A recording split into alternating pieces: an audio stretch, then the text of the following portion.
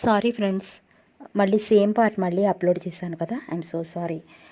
So next part ఇప్పుడు upload చేస్తున్నాను. కథలోకి వెళ్ళిపోదాం. ఎంత తాపీగా చెప్తున్నావు పరిమళ. ఇవన్నీ నన్ను ప్రేమించక ముందు ఆలోచించలేదా? నిన్ను ప్రేమించానని ఎప్పుడైనా చెప్పానా? పరిమళ గుండెలు బద్దలేటట్టుగా ఆర్తనాదం చేస్తున్నట్టుగా పిలిచాడు. నువ్వు నన్ను ప్రేమించావు కానీ నువ్వు ప్రేమించినంత గాఢంగా నిన్ను నేను ప్రేమించలేదు. అందుకే మా వాళ్ళ మాట కాదనలేకపోతున్నాను. ప్లీజ్ అలా మాట్లాడకు పరిమళ, నేను భరించలేను. నాతో సరదాగా జోక్ చేస్తున్నావు కదూ. ఆవేశంతో బాలు నరాలు తెగిపోయేలా ఉన్నాయి. నిజం చేదుగానే ఉంటుంది బాలు. సముద్రం వైపు చూస్తూ అంది పరిమళ. పరిమళ, ఎందుకు ఇలా మాట్లాడుతున్నావు? నీకు పిచ్చి పట్టిందా? బాలు, ఆవేశపడకు. నా మూలంగా నీకు యాక్సిడెంట్ జరిగింది కాబట్టి సానుభూతితో నువ్వు కోలుకునే వరకు హాస్పిటల్కి వచ్చాను. నిన్ను మంచి స్నేహితుడిగా చూశాను. నువ్వేమో ప్రేమను అనుకుని పొరపాటు పడ్డావు. నువ్వు నన్ను ప్రేమించలేదా? ఎలా ప్రేమిస్తాననుకున్నావు బాలు? నీ అంతస్తు ఏమిటి, నా అంతస్తు ఏమిటి? నువ్వు అసలు పెళ్లి చేసుకోవడానికి అర్థం ఉందా? ప్రేమించటానికి, ఆశలు పెంచుకోవటానికి అంతస్తుల తారతమ్యాల గురించి ఆలోచించాలని నాకు తెలియదు పరిమళ. నా గుండె కోసి చూడు, నిన్నెంతగా ప్రేమిస్తున్నానో నీకే అర్థమవుతుంది. ఇవన్నీ సినిమా డైలాగులు అంది పరిమళ నిర్లక్ష్యంగా. పరిమళ, నీ హాబీలు ఇంత ప్రమాదకరమైనవి అని నువ్వెంత శాడిస్టవని అనుకోలేదు బాధగా అన్నాడు. నువ్వెలా అనుకున్నా నాకు అభ్యంతరం లేదు బాలు. ఫ్యాషన్ కోసం ప్రేమించావా, సరదా కోసం ప్రేమించారనుకో. ప్రేమ అనే 2 అక్షరాల పదానికి అర్థం ప్రేమించిన వాళ్ళకే అర్థమవుతుంది పరిమళ. ప్రేమను మాత్రమే ప్రేమిస్తుంది. నీలాంటి శాడిస్ట్కి అర్థం కాదు పరిమళ. నా ప్రేమను మొదట్లోనే కాదన్నా ఇంత బాధపడేవాడిని కాదేమో. ఇంతవరకు వచ్చిన తర్వాత నిన్ను చూడకుండా బ్రతకలేనేమో అన్నంతవరకు నన్ను రప్పించి ఇలా మోసం చేయడం న్యాయమేనా? నువ్వు కావాలి పరిమళ, నువ్వు లేకుండా నేను బ్రతకలేను దాదాపు ఏడుస్తున్నట్లుగా అన్నాడు బాలు. 4 రోజులు పోతే అన్నీ మర్చిపోతావు. నా ప్రేమ అంత తేలికైనది కాదు పరిమళ. చూడు బాలు, నీలాంటి వాళ్ళు ప్రేమే జీవితం అనుకుంటారు. నాలాంటి వాళ్ళు ప్రేమ జీవితంలో ఒక భాగం అనుకుంటారు. పెళ్లి కాకముందు ఎన్నో కలలు కంటాం. ఆ కలలన్నీ నిజమవుతాయా? పెళ్లి చేసుకుని జీవితంలో స్థిరపడిన తర్వాత ఆ కలల గురించి ఆలోచించుకుంటేనే సిగ్గనిపిస్తుంది. నీకు నచ్చిన అమ్మాయిని పెళ్లి చేసుకుని జీవితంలో సుఖపడు అంటూ మరో మాటకు అవకాశం ఇవ్వకుండా లేచి వెళ్ళిపోయింది పరిమళ. ఆ ఇసుకలో పడుకుని గుండె బరువు తగ్గేంత వరకు కుమిలి ఏడ్చాడు. అతని రోదన అలల హోరులో కలిసిపోయింది. అతను ఉద్యోగంలో జాయిన్ అవటం వల్ల పరిమళ కాలేజీకి వెళ్తున్నా అతనికి చూసే అవకాశం లేకపోయింది. అయినా పరిమళ గురించిన వివరాలు ఎప్పటికప్పుడు తెలుసుకుంటూనే ఉన్నాడు. పరిమళకు వాళ్ళ మేనత్త కొడుకు జయరాంతో అత్యంత వైభవంగా పెళ్లి జరిగిపోయింది. ఆ పెళ్లికి బాలు కూడా వచ్చాడు. అందమైన జయరామును చూసి ఇద్దరూ ఈడుజోడుగా ఉన్నారని మనస్ఫూర్తిగా సంతోషించాడు. ముత్యం పొదిగిన ఉంగరాన్ని పరిమళకి ప్రజెంట్ చేశాడు. తలంబరాలు కార్యక్రమం అయిన తర్వాత అక్షంతలు జల్లి ఆశీర్వదించి వచ్చాడు. పరిమళ పెళ్లి జరిగిన కొద్ది రోజులకి వాళ్ళింట్లో దురదృష్టకరమైన సంఘటన జరిగింది. పరిమళను పెంచుకుంటున్న చక్రవర్తి గారు తన దగ్గర ఉన్న 10 లక్షల రూపాయలు కాక మరో 4 లక్షలు అప్పు చేసి తీసుకుని మలేషియా వెళ్ళారు. ఆయన అక్కడి నుంచి ఖరీదైన ముత్యాలు, పగడాలు, పచ్చలు తెచ్చి ఇక్కడ జ్యువెలరీ షాప్ వాళ్ళకి, మిగతా వ్యాపారస్తులకు అమ్మేవారు. ఆ వ్యాపారమే ఎక్కువ లాభదాయిగా ఉండటంతో అంత డబ్బు తీసుకుని మలేషియా వెళ్ళారు. ఆయన ప్రయాణం చేస్తున్న షిప్పు బంగాళాఖాతంలో రేగిన తుఫాను మూలంగా ప్రమాదానికి గురైంది. షిప్లో ప్రయాణిస్తున్న వాడంతా సముద్రంలో చిక్కుకుని మరణించారు. ఆ విషయం తెలియగానే మంచం పట్టిన ఆయన భార్య కొద్ది రోజుల్లోనే ఆయన చేరుకుంది. అప్పుల వాళ్ళు ఇంటిని, కారుని, ఇంట్లో ఉన్న నగలను, ఫర్నిచర్ని మొత్తం తీసుకుని పంచుకున్నారు. నడివీధిలో నిల్చున్నారు పరిమళ, జయరాం. అప్పుడు బాలు వాళ్ళని ఆదుకునే స్థితిలో లేడు. కొద్ది రోజుల తర్వాత ఆ ఊరు నుంచి వెళ్ళిపోయారు పరిమళ, జయరాం. చిన్నతనం నుంచి అతి గారాబంగా పెరగటం, అన్ని పనులు పనివాళ్ళ చేత చేయించుకోవడానికి అలవాటు పడిన పరిమళ ఒక్కసారిగా పేదరికానికి అలవాటు పడలేకపోయింది. జయరాంకు డిగ్రీ తప్ప ఆస్తిపాస్తులు ఏమీ లేవు. దానికి తోడు తండ్రి, తల్లి, బాధ్యత, చదువుకుంటున్న తమ్ముడు, పెళ్లికి ఎదిగిన చెల్లెలు ఉన్నారు. పరిమళ చిన్నతనం నుంచి వాళ్ళ అమ్మగారి దగ్గర పెరగకపోవటం మూలంగా ఆమె దగ్గర కానీ వాళ్ళ బంధువుల దగ్గర కానీ అంత చనువు లేదు. పరిమళకి ఒక అన్నయ్య ఉన్నాడు. అతను బొంబాయిలో ఉంటున్నాడు. ఉద్యోగరీత్యా కుటుంబంలో కుటుంబంతో పరిమళ వాళ్ళ నాన్నగారు చనిపోయిన తర్వాత వాళ్ళమ్మ కూడా కొడుకు దగ్గర బొంబాయికి వెళ్ళింది. జయరామ్కు చదువు ఉంది, అందం ఉంది. దానికి తోడు పరిమళకి మేనత్త కొడుకు. ఇల్లరకానికి ఒప్పుకోవడంతో ఆస్తి లేకపోయినా అతన్ని అల్లుడిగా చేసుకున్నారు పరిమళను పెంచుకున్న వాళ్ళు. లక్షల ఆస్తి వస్తుందన్న ఆశతో ఇల్లరికానికి ఒప్పుకున్నాడు జయరాం. అందరి ఆశలు తారుమారయ్యాయి. లక్షాధికారిగా వచ్చిన ఆశపడిన జయరాం బ్రతుకు తెరువు కోసం గవర్నమెంట్ ఆఫీసులో గుమాస్తా అయ్యాడు. అతని కుటుంబం విజయవాడకి దగ్గరగా ఉన్న పల్లెటూరులో ఉంది. అక్కడ నుండి రోజు ఆఫీస్కి వచ్చి వెళ్ళటం ఇబ్బందిగా ఉందని పరిమళతో విజయవాడలో కాపురం పెట్టాడు జయరాం. నీడలో బ్రతికే చేపను నేల మీద పాడేస్తే ఎలా ఉంటుందో అలా ఉంది ఆమె పరిస్థితి. రోజు సరదాల కోసం వందల రూపాయల నోట్లు ఖర్చు పెట్టే ఆమెకు 100 రూపాయల నోటు చూడటం కూడా గగనమైంది. జయరాం జీతం 1500. దానిలోంచి ప్రతి నెల 500 వాళ్ళ నాన్నగారికి పంపుతాడు. మిగిలిన 1000 రూపాయల్లో 300 అద్దెకు, 100 రూపాయలు పాలకు పోగా 600లో నెలంతా జరుపుకోవాలి. ఎంతో పొదుపుగా వాడితేనే నెలంతా అప్పు చేయకుండా గడపటం అంతంత మాత్రంగా ఉంది. ఇక పని మనిషిని ఎలా పెట్టుకోవటం? ఉదయం 8 గంటలైతే కానీ నిద్ర లేవని పరిమళ 5 గంటలకే లేస్తుంది. ఇంటి పనులన్నీ తనే చేస్తుంది. ప్రైవేటుగా రాసి డిగ్రీ కూడా తీసుకుంది. ఆర్థికంగా ఇంత బాధపడటం కంటే తను కూడా ఉద్యోగం చేస్తే పరిస్థితి మెరుగుపడుతుందేమో అనుకుంది. ఆ విషయం జయరాంకి చెప్తే అతను వెంటనే ఒప్పుకున్నాడు. అతనికి డబ్బు మీద వ్యామోహం ఎక్కువ. తనతో పాటు సంపాదిస్తానంటే ఎందుకు కాదంటాడు. ఆ రోజు నుంచి ఉద్యోగాల వేట ప్రారంభించింది పరిమళ. అనుకోకుండా ఆమెను పెంచుకున్న చక్రవర్తి గారి స్నేహితుడు కనిపించాడు. ఆయన బ్యాంక్ ఆఫీసర్గా పనిచేస్తున్నారు. తన పలుకుబడిని ఉపయోగించి ఆమె గవర్నమెంట్ ఆఫీసులో ఉద్యోగం ఇప్పించారు. నెల జీతం 1500. ఉద్యోగంలో జాయిన్ అయిన తర్వాత నెల జీతం తీసుకోగానే తెచ్చి భర్తకిచ్చింది. ఆమె ఉద్యోగం చేయటం మొదలుపెట్టిన దగ్గర నుంచి ఆర్థిక పరిస్థితులు కాస్త మెరుగుపడ్డాయి. జీతం తెచ్చి భర్తకి ఇవ్వడం తప్ప మిగతా విషయాలేమీ పట్టించుకునేది కాదామె. సరుకులని అవి జయరామే తీసుకొస్తాడు నెలకొకసారి. పాలకి అద్దె, కూరగాయలు అన్నీ అతన్నే చూసుకోవటం వల్ల పరిమళకు డబ్బు అవసరం ఉండదు. ఆమెకు ఆఫీస్కి వెళ్ళి రావడానికి కాదు రిక్షా ఖర్చులకు నెలకు 100 రూపాయలు మాత్రం ఇస్తాడు. అవసరమయ్యి నెలకొకసారి ఆటో ఎక్కాలన్నా డబ్బు సరిపోయేది కాదు. ఆమె భరించలేని విషయం మరొకటి ఉంది. పగలంతా ఆఫీస్ పనితోనూ ఇంటి పనితోనూ అలసిపోయి బెడ్ మీదకి చేరగానే నిద్రపోతుంది. జయరాం పరిమళ బాగా నిద్రలో ఉన్నప్పుడు కొండ చిలువల ఆమెను చుట్టుకుంటాడు. ఆమె నిద్రలో బిత్తరపోయి కళ్ళప్పగించి అతని వైపు చూస్తుంది. అతను ఆమెను గురించి పట్టించుకోడు.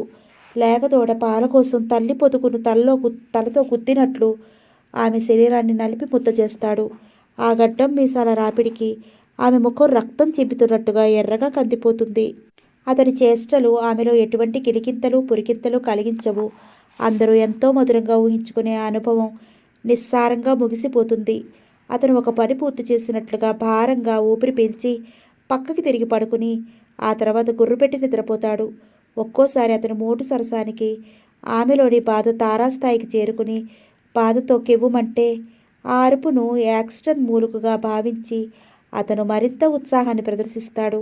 ఆమెకు ప్రాణాలు పోతున్నంత బాధగా ఉంటుంది. భార్యాభర్తల అనుభవం అంత మోటుగా అంత భయంకరంగా ఉంటుందనుకుంటే అసలు పెళ్లి చేసుకోకుండా జీవితం అంతా కన్యగానే ఉండిపోయేది. నవలల్లో చదివి సినిమాల్లో చూసి ఫ్రెండ్స్ కబుర్లు విని అదేదో అద్భుతమైన అనుభవం అనుకుంది.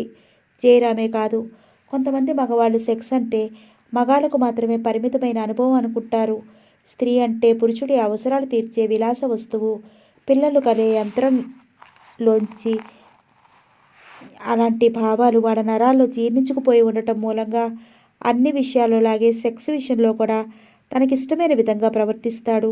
భయంతో వణికిపోతూ పరిమళ శరీరం అంతా చెమట బిందువులా తడిసిపోతుంటే అది తన మగతనానికి చిహ్నం అనుకుని ఉన్మాదిలా ప్రవర్తిస్తాడతను.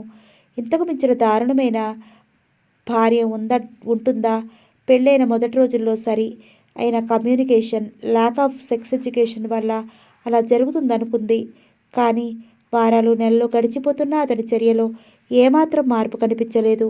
ఏ అర్ధరాత్రప్పుడు ఆమె గాఢ నిద్రలో ఉన్నా సరే ఆమె పక్కకు చేరటం, తన కోరిక తీర్చుకోవటం, ఆవేశం తగ్గిన తర్వాత నిద్రపోవటం అతని పని. 5 నిమిషాలు అతని ఆనందం కోసం తన బాధను కళ్ళు మూసుకుని భరించటం.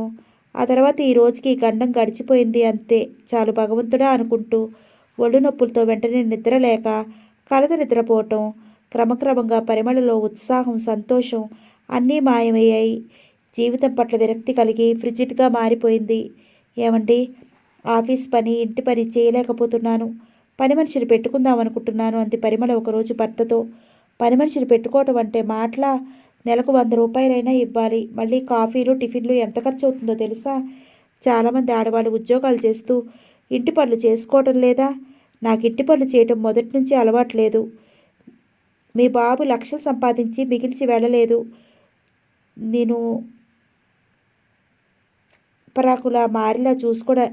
రాకుమారిలా చూసుకోవడానికి సంపాదించిందంతా సముద్రం పాలు చేసి చచ్చాడు. 10 లక్షల రూపాయల ఆస్తి ఉంది కదా అని ₹1,00,000 కట్నం వదులుకుని నిన్ను పెళ్లి చేసుకుంటే 10 లక్షలు రాకపోగా వచ్చే ₹1,00,000 కూడా పోయాయి. ఇంకా పని మనుషుల్ని, వంట మనుషుల్ని పెట్టడం నా వల్ల కాదు. ఏమిటి తన ధోరణి? శారీరకంగా నన్ను బాధించి అతను సుఖపడుతున్నాడు. అందుకుగాను అతను నన్ను పోషించాలి కానీ నేను అతనికి కట్నం పేరుతో డబ్బివ్వటం ఏమిటి? ఇటువంటి మనిషిని జీవితం అంతా భర్తగా భరించటం ఎలా? మా నాన్నగారు కట్నం ఇవ్వకపోయినా నేను సంవత్సరానికి 16,000 సంపాదించి ఇస్తున్నాను. ఇలా నేను రిటైర్ అయ్యే వరకు సంపాదించేది ₹1,00,000 పైగే ఉంటుంది. మీరు నన్ను పెళ్లి చేసుకుని నష్టపోయిందేమీ లేదు అంది వస్తున్న కన్నీళ్లను ఆపుకుంటూ. సంపాదించి నాకేదో ధర్మం చేస్తున్నట్టు మాట్లాడతావే? నీ తిండికి బట్టలకి ఎంత ఖర్చు అవుతుంది? భర్తగా మీరు నన్ను పోషించడం మీ బాధ్యత కాదా? బాధ్యత తెలిసిన వాడిని కాబట్టి నిన్ను వదిలేయకుండా నాతో తెచ్చుకుని పోషిస్తున్నాను. లేకపోతే మీ బాబు చచ్చిన రోజే నిన్ను వదిలేద్దును. భార్యను పోషించడం తన బాధ్యత అనుకుంటున్నాడు. అలా అనుకుంటున్నప్పుడు కట్నం కోసం ఆశపట్టం దేనికో? నన్ను పెళ్లి చేసుకున్నది కట్నం కోసమా? లేకపోతే నీ అందం చూసి పిచ్చివాడినే పెళ్లి చేసుకున్నాను అనుకుంటున్నావా? నిన్ను పెళ్లి చేసుకుంటే లక్షల ఆస్తి కలిసి వస్తుంది కదా అని ఇల్లరికాడికి కూడా ఒప్పుకున్నాను. చివరకు నాకు మిగిలిందేమిటి? ఎంతో పోగొట్టుకున్నట్లుగా బాధపడుతూ అన్నాడు. మీకు వచ్చే ₹1,00,000 కట్నం పోయిందనేగా మీరింత బాధపడేది? కట్నం తీసుకుని ఇప్పుడు మరో అమ్మాయిని మీరు పెళ్లి చేసుకున్నా నాకేం అభ్యంతరం లేదు. ఇంకేం చేసుకుంటాను నిన్నెదురుగా ఉంచుకుని? నా ఉద్యోగం నేను చేసుకుంటూ దూరంగా ఉంటాను. ఎందుకుండవు? 1,500 జీతం వస్తుంది కదా. భగవంతుడా, ఈ మనిషితో మాట్లాడటం ఎలా? నా మూలంగా వచ్చే కట్నం పోయిందంటాడు. కట్నం కోసం మళ్ళీ పెళ్లి చేసుకోమంటే నువ్వు ఉండగా ఎలా అంటాడు. నేను దూరంగా ఉంటానంటే ఇలా మాట్లాడతాడు. ఇతని మాటలు వింటూ ఇతనికి డిగ్రీ ఉందంటే నమ్మబుద్ధి కాదు. అయితే నన్నేం చేయమంటారు? నువ్వేం చేయనక్కర్లేదు. నీ ఆఫీస్ పనేదో నువ్వు చూసుకో. పని మనుషులు పెట్టే స్తోమత నాకు లేదన్నాడు కోపంగా. ఒళ్ళు మండిపోయింది పరిమళకు. పార్ట్ టైం జాబ్ చేయాలనుకుంటున్నాను. ఎక్కడా? ఆతృతగా అడిగాడు జయరాం. చమన్లాల్ షాపులో. సాయంత్రం 5:30 నుంచి రాత్రి 7 గంటల వరకు. లెక్కలు చూస్తే నెలకి 400 ఇస్తామన్నాడు. అందులో 100 రూపాయలు పని మనిషికి, నా ఖర్చులకు 100 రూపాయలు వాడుకుంటాను. నీ ఖర్చులకు నెలకు 100 రూపాయలు ఇస్తున్నానుగా. మీరిచ్చేది నా ఖర్చులకు కాదు, రిక్షా ఛార్జీలు. ఇంటి ఖర్చులని నేనే చూసుకుంటున్నాను కదా. నీకు వేరే ఖర్చులు ఏముంటాయి? ఉదయం 9 గంటలకు భోంచేసి వెళితే రాత్రి 7 గంటల వరకు టీ కూడా తాగకుండా అలాగే ఉండిపోమంటారా? ఒక 50 ఉంచుకో. నా జీతం మాత్రం మీకు ఇస్తాను. ఈ 400 నా అవసరాలకు ఉంచుకుంటాను.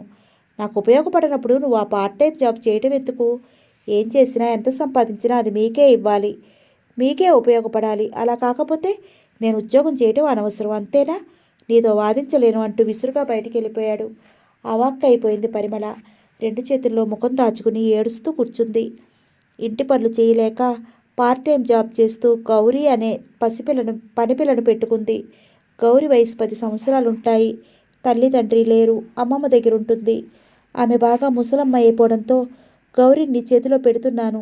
అది పని చేసినందుకు నాకు డబ్బు వద్దమ్మా. వయసు వచ్చిన తర్వాత దానికి పెళ్లి చేయమ్మా అని ఏడ్చింది. గౌరీని పనిలో పెట్టుకుని 4 రోజులకే వాళ్ళ అమ్మమ్మ చనిపోవడంతో గౌరీ పూర్తిగా పరిమళ ఇంట్లోనే ఉంటోంది. గౌరీ వచ్చిన తర్వాత పూర్వపు వైభవం వచ్చినట్లుంది అనిపించింది పరిమళకి. ఆమె నిద్ర లేవకముందే గిన్నెలు కడగటం, గదులు తుడవటం, పాలు తీసుకొచ్చి కాయటం, కాఫీ తయారు చేసి ఫ్లాస్క్లో పోయటం లాంటి పనులన్నీ చేస్తుంది. వచ్చిన 4 రోజుల్లోనే టిఫిన్లు చేయటం, వంట చేయటం కూడా నేర్చుకుంది. ఇప్పుడు ఇంటి పనులతో పాటు వంట పనంతా గౌరే చూస్తోంది. పరిమళకి ఇంట్లో పని లేకపోవడంతో రాత్రి 7 గంటలకు వచ్చినా అలసట అనిపించడం లేదు పరిమళకి. గౌరీ ఇంట్లో ఉండటం జయరాంకి ఇష్టం లేదు. జీతంగా తన్నేం డబ్బు అడగకపోవడంతో మౌనంగా ఉన్నాడు. క్రమంగా జయరాంకి వేడినీళ్ళు పెట్టడం, భోజనం లాంటి పనులు కూడా గౌరీ చేస్తోంది. పరిమళ, నేను లోన్ పెట్టాను, నువ్వు కూడా పెట్టు అన్నాడు జయరాం. పరిమళ ఆఫీస్కి వెళ్ళడానికి తయారవుతుంటే దగ్గరగా వచ్చి, లోన్ ఎందుకు? అది మాత్రం అప్పు కాదా? ఇస్తున్నారు కదా అని తీసుకున్నాను. నెలలా వడ్డీతో సహా తీర్చాలి కదా. ఆ విషయం నాకు తెలియదనా? మీరు పెడుతున్నారు కదా, నేను కూడా ఎందుకు? ఇద్దరి జీతాల్లో నుంచి లోన్ కట్ అవుతుంటే మన పని మళ్ళీ మొదటికి వస్తుంది. సంపాదించడం మొదలైన దగ్గర నుంచి నీకు ఉపన్యాసాలు ఇవ్వటం బాగా అలవాటైపోయింది. నేను మగవాణ్ణి, నాకు తెలియవా ఇంటి అవసరాలు? ఏమిటి మీకు తెలిసేది? ఏది మాట్లాడినా నేను మగాడిని, నాకు తెలియదా? నువ్వు చెప్పేదేమిటి అనటం తప్ప మీకేం తెలుసు? మీ ఒక్కరి జీతంతో అప్పుడు ఎంత బాధపడ్డాం? ఇప్పుడు ఇద్దరం సంపాదిస్తున్నా మళ్ళీ పరిస్థితి ఎప్పట్లాగే తయారైతే ప్రయోజనం ఏముంది?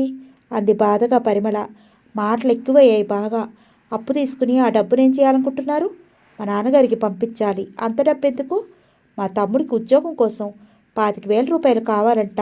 20,000 మనం పంపితే మిగతా 5,000 ఆయన సర్దుబాటు చేసుకుంటారన్నారు. ఇలా సంపాదించిందంతా ఆయనకే పంపిస్తే మన భవిష్యత్తు ఏమిటి?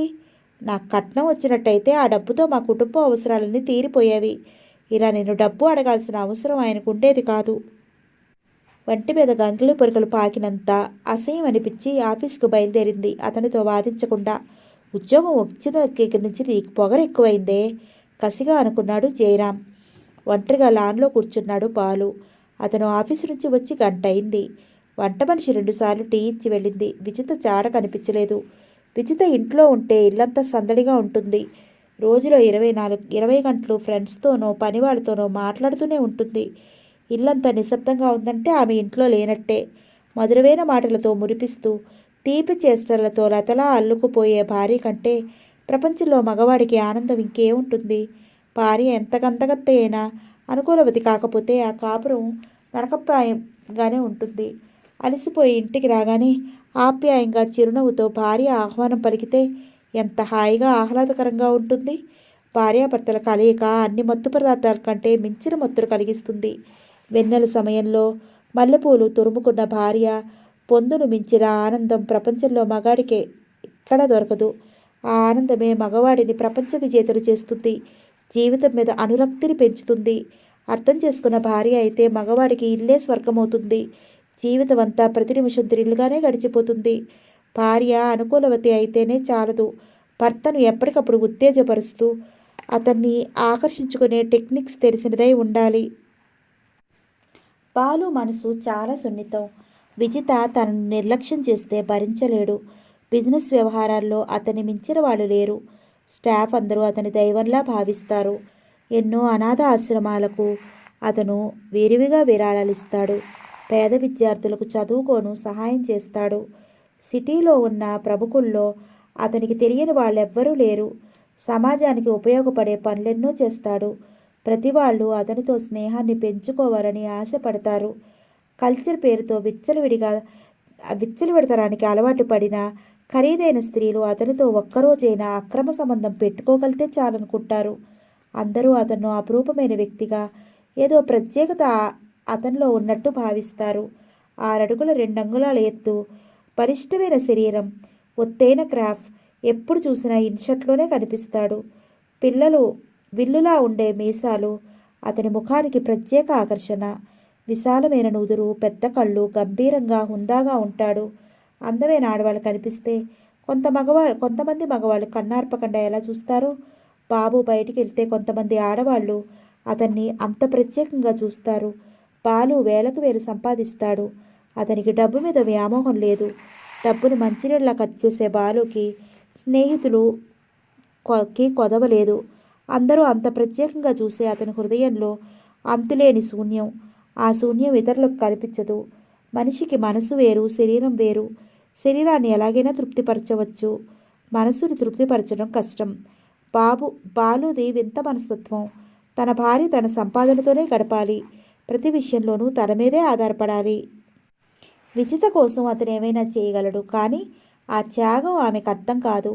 ఆమె మనసులో, ఊహల్లో, ఆలోచనల్లో అంతా తనే ఇమిడి ఉండాలనుకుంటాడు. బాలు లాంటి వ్యక్తులు ప్రేమ కోసం ఆస్తి అంతస్తులని తన సమస్తాన్ని వదులుకోలేరు. అతనికి జీవితం ప్రేమ. భార్య మనసులో ఉన్నతమైన స్థానాన్ని సంపాదించడం కంటే విలువైనది ప్రపంచంలో ఏదీ లేదనుకుంటాడు. అందుకే విజిత వాళ్ళ నుంచి రూపాయి కట్నం తీసుకోకుండా ఆమెను కావాలని పెళ్లి చేసుకున్నాడు. విజిత వాళ్ళది మధ్యతరగతి కుటుంబం. ఆమెను పెళ్లి చేసుకోవడానికి ముందే వాళ్ళ అమ్మగారు పోయింది. ఒంటరితనాన్ని, ఏకాంత సమయాలను భరించలేక అతను వెంటనే పెళ్లి చేసుకున్నాడు. భార్యాభర్తల అనుబంధం మనసులతో ముడిపడాలి కానీ కట్నం డబ్బులతో కాదని అతని భావన. అందుకే పెళ్లి ఖర్చులు కూడా తానే పెట్టుకుని వాళ్ళ నుంచి ఏమీ ఆశించకుండా విజితను పెళ్లి చేసుకున్నాడు. ఆమె హృదయాన్ని అనురాగంతో జయించి ఆమె మనసు సింహాసనాన్ని అధిష్ఠించాలని ఆశపడ్డాడు. డబ్బు విలువ తెలియని విజేతకు భర్త సంపాదనాపరుడు కావడంతో అంత డబ్బును ఎలా ఖర్చు పెట్టుకోవాలో కూడా తెలియలేదు.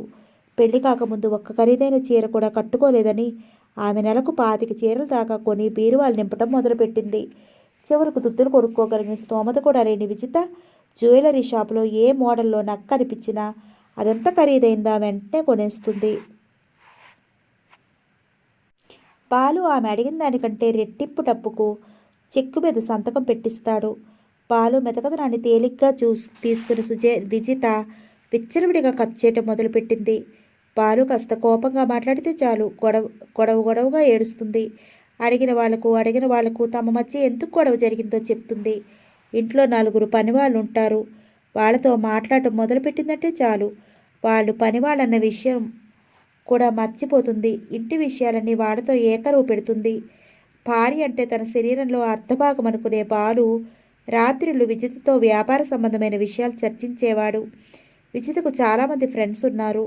వాళ్ళలో వ్యాపార రంగంలో బాలుకు ప్రత్యుత్తులైన వాళ్ళ భార్యలు, చెల్లెళ్ళు కూడా ఉన్నారు. ఎవరితో స్నేహం చేయాలో, ఎవరితో చేయకూడదో, ఎవరితో ఎంతవరకు మాట్లాడాలో తెలుసుకోలేని విజిత భర్త తనతో చెప్పిన విషయాలని ఒక్కడు కూడా దాయకుండా వాళ్ళతో చెప్పేది. ఇంటి విషయాలు కానీ, వ్యాపార విషయాలు కానీ ఇతరులతో చర్చించకూడదని అనునయంగా చెప్తే ఆ విషయాన్ని కూడా ఫ్రెండ్స్తో చెప్పేది. విజితలో బాలు భరించలేని విషయం మరొకటి ఉంది. ఇతర ఆడవాళ్ల ముందు భర్త గౌరవాన్ని నిలపడం ఆమెకు ఎలాగూ తెలియదు. తేలిగ్గా మాట్లాడుతూ ఇతరులు చూపే గౌరవాన్ని కూడా తగ్గిస్తుంది. అతని ఇంటికొచ్చేయటానికి పనివాళ్లతో మాట్లాడుతూ కూర్చుంటే బాలును చూసి పనివాళ్ళంతా లేచి నిలబడతారు. విజిత మాత్రం సోఫాలో కాలు పెట్టుకుని అలాగే కూర్చుంటుంది. బయట వాళ్ళు, బంధువులు ఎవరున్నా సరే బాలును చూడగానే గౌరవంగా, భర్త అన్న గౌరవాన్ని ఏమాత్రం చూపదు. తనని గౌరవించమని ఆమెకెలా చెప్పగలడతను? ఇతరులతో చెబుతుందని వ్యాపార విషయాల గురించి చర్చించడం మానేశాడు. ఇతరుల ముందు తేలిక చేస్తుందేమోననే అనుమానంతో ఆమె ఎవరితోనైనా మాట్లాడుతుంటే ఆ ఛాయలకు కూడా రాకుండా గదిలోకి వెళ్ళి తలుపులు మూసుకుని కూర్చుంటాడు. సమాజంలో తన భర్త చాలా ఉన్నతమైన స్థానంలో ఉన్నాడని, ఆ స్థాయికి తగ్గకుండా తన ప్రవర్తన ఉండాలన్న ఆలోచన ఆమెకి ఉండదు. ఆమె మధ్యతరగతి కుటుంబంలో పుట్టి పెరిగింది. లక్షాధికారి ఇంట అడుగుపెట్టిన అలవాట్లు మాత్రం మార్చుకోగలిగింది. చిన్న విషయానైనా సరే 10 మందికి వినిపించేలా గొంతు చించుకుని అరిచి చెప్తుంది. విజిత అందం అద్భుతమైనది. అందం తీగలాంటి సన్నటి నడుము, పసిలి నిమ్మపండు లాంటి శరీర ఛాయ, తీర్చిదిద్దినట్లుంటే అవయవ సంపద, కుజరహో శిల్పసుందరిలా ఉంటుంది. కళ్ళు చేపపిల్లలా చూడముచ్చటగా ఉంటాయి. వెండి పట్టాల అమర్చుకున్న పల్చని పాదాలతో కావ్యనాయకిలా వెన్నెల బొమ్మలా ఉంటుంది. ఆమెను చూడగానే ఎంత అందమైన రూపం అనిపిస్తుంది. మాట్లాడటం మొదలుపెట్టిందంటే చాలు అప్పటి వరకు ఆమె సౌందర్యాన్ని మెచ్చుకున్న వాళ్ళు సైతం ఆ బ్రహ్మదేవుడు సృష్టించిన శ్రద్ధ తీసుకుని రూపొందించినట్టుగా అందమైన రూపాన్ని సృష్టించి అలా చేసి ఇలాంటి గొంతును అమర్చాడే, ఎందుకలా చేశాడో అనుకుంటారు. విజిత మాటల్లో ప్రేమ, లాలన, అనురాగం, ఆప్యాయత లాంటి భావాలు మచ్చుకైనా కనిపించవు. మార్దవం, మృదుత్వం కాగడా పెట్టి వెతికినా కనిపించవు. కులకరాలు డబ్బాలో పోసి మోగిస్తున్నట్లుగా కర్ణ కఠోరంగా ఉంటుంది. విజిత గలగలా మాట్లాడుతుంది. నవ్వినా అంత మధురంగానే ఉంటుంది. ఇక బెడ్రూమ్లో ఆమె ప్రవర్తన మరీ అన్యాయంగా ఉంటుంది. బాలు బెడ్రూమ్లోకి రాగానే ఆకలి మీద ఉన్న వ్యక్తి భోజనాన్ని చూసి ఆవురావురమంటూ భోంచేసినట్లుగా తొందరపడడు. మృదువుగా ఆమె చెంపలని నిమురుతూ పెదవి మీద చూపుడు వేలుతో రాస్తూ అప్పుడప్పుడు ఆమె పెదవులను అందుకుంటూ ఆమెను కూడా సెక్స్కి సిద్ధం చేసి ఆ తర్వాత ఆమె ఇష్టప్రకారం తను ప్రవర్తించాలనుకుంటాడు. సెక్స్ అనేది పురుషులకు మాత్రమే కాదు, స్త్రీలకు కూడా అవసరం అనుకుంటాడు బాలు. అందుకే విజిత ఇష్ట ప్రకారం తను ప్రవర్తించాలనుకుంటాడు. అతను చేసే పనులు పిచ్చి పనులు అనుకుంటుంది విజిత. బాలు విజితను చేతుల్లోకి తీసుకుని ఆమె తలను గుడ్డెల మీదగా ఆంచుకుని ఆమె పెదవుల మీద మృదువుగా తన పెదవులతో అదుపుతూ మత్తుగా పిలిచాడు విజిత అని. మీ పిచ్చి పనులు చూస్తుంటే నాకెంతో చికాకుగా ఉంటుందో తెలుసా. నిద్రపోనివ్వకుండా శరీరాన్నంతా ఏదో పోగొట్టుకున్నట్లుగా తడుగుతారెందుకు అంది పెద్ద గొంతుకుతో. బాలులో వెల్లువలా పొంగిన ఉత్సాహం అంతా నీరు కారిపోయింది. అయినా ఏమాత్రం తొందరపడకుండా విచ్చి, ఇలా చేస్తే నీ శరీరంలో స్పందన కలగటం లేదు ఆమెను దగ్గరకు లాక్కుంటూ అన్నాడు. స్పందనలా? అవెలా ఉంటాయి? నా శరీరానికి నీ శరీరాన్ని దగ్గరగా చేర్చాలని, నీ పెదవులు నా పెదవులకు అందించాలని, నా భుజాలు నా చుట్టూ చేతులు వేసి నన్ను దగ్గరగా తీసుకోవాలని ఇలాంటి కోరికలు నీతో కలగటం లేదా? మీ మాటలు వింటుంటే ఒళ్ళంతా కంపరంగా ఉంది. అయినా మీకు ఈ పాడలవాట్లేమిటి? గంట దాకా ఒళ్ళంతా తడుగుతూ ముఖమంతా తడేయాలా ముద్దులు పెడుతూ చికాకు వేస్తుంటే బాత్రూంలో దూరి 10 బకెట్ల నీళ్లతో స్నానం చేయాలనిపిస్తుంది అంది అసహ్యంగా ముఖం పెట్టి. దాంతో బాలులోని ఆవేశమంతా ఆవిరిలా ఎగిరిపోయింది. అంతవరకు వచ్చిన తర్వాత మౌనంగా ఊరుకుంటే తన మగతనాన్ని గురించి కూడా తేలిగ్గా మాట్లాడుతుందేమోనన్న భయంతో లేచి లైట్ వేయబోయాడు. లైట్ ఎందుకు వేస్తున్నారు? ముఖం చిట్లిస్తూ అడిగిందామె. లైటు కాంతితో పాలరాతి బొమ్మలా మెరిసిపోయే నీ అందాన్ని తనివితీరా చూడాలని. ఇంకా నయ్యం, మీ పిచ్చి పనులతోనే చచ్చిపోతుంటే మళ్ళీ లైటు కూడానా? లైట్ తీయబోతే నేను అసలు ఈ బెడ్ మీద ఉండను అంది కోపంగా. చేసేది లేక లైట్ తీసేశాడు. విజిత మాటలతో ఆవేశం తగ్గిపోతే ఆ చీకట్లో ఆమె దగ్గరగా వస్తే ఉన్న మూడు కూడా పోయింది. 5 నిమిషాల తర్వాత 2 చేతులు అతని ఛాతీ మీద వేసి అతని వెనక్కి రెట్టి తన చివరికి జరిగి పడుకుంది. సెక్స్ ఎడ్యుకేషన్ తెలియని విజితను తనకు అనుకూలంగా మార్చుకోవాలని ఎంత ప్రయత్నించినా అతనికి సాధ్యం కాలేదు. అలా అని అతను ప్రయత్నాన్ని విరమించుకోడు.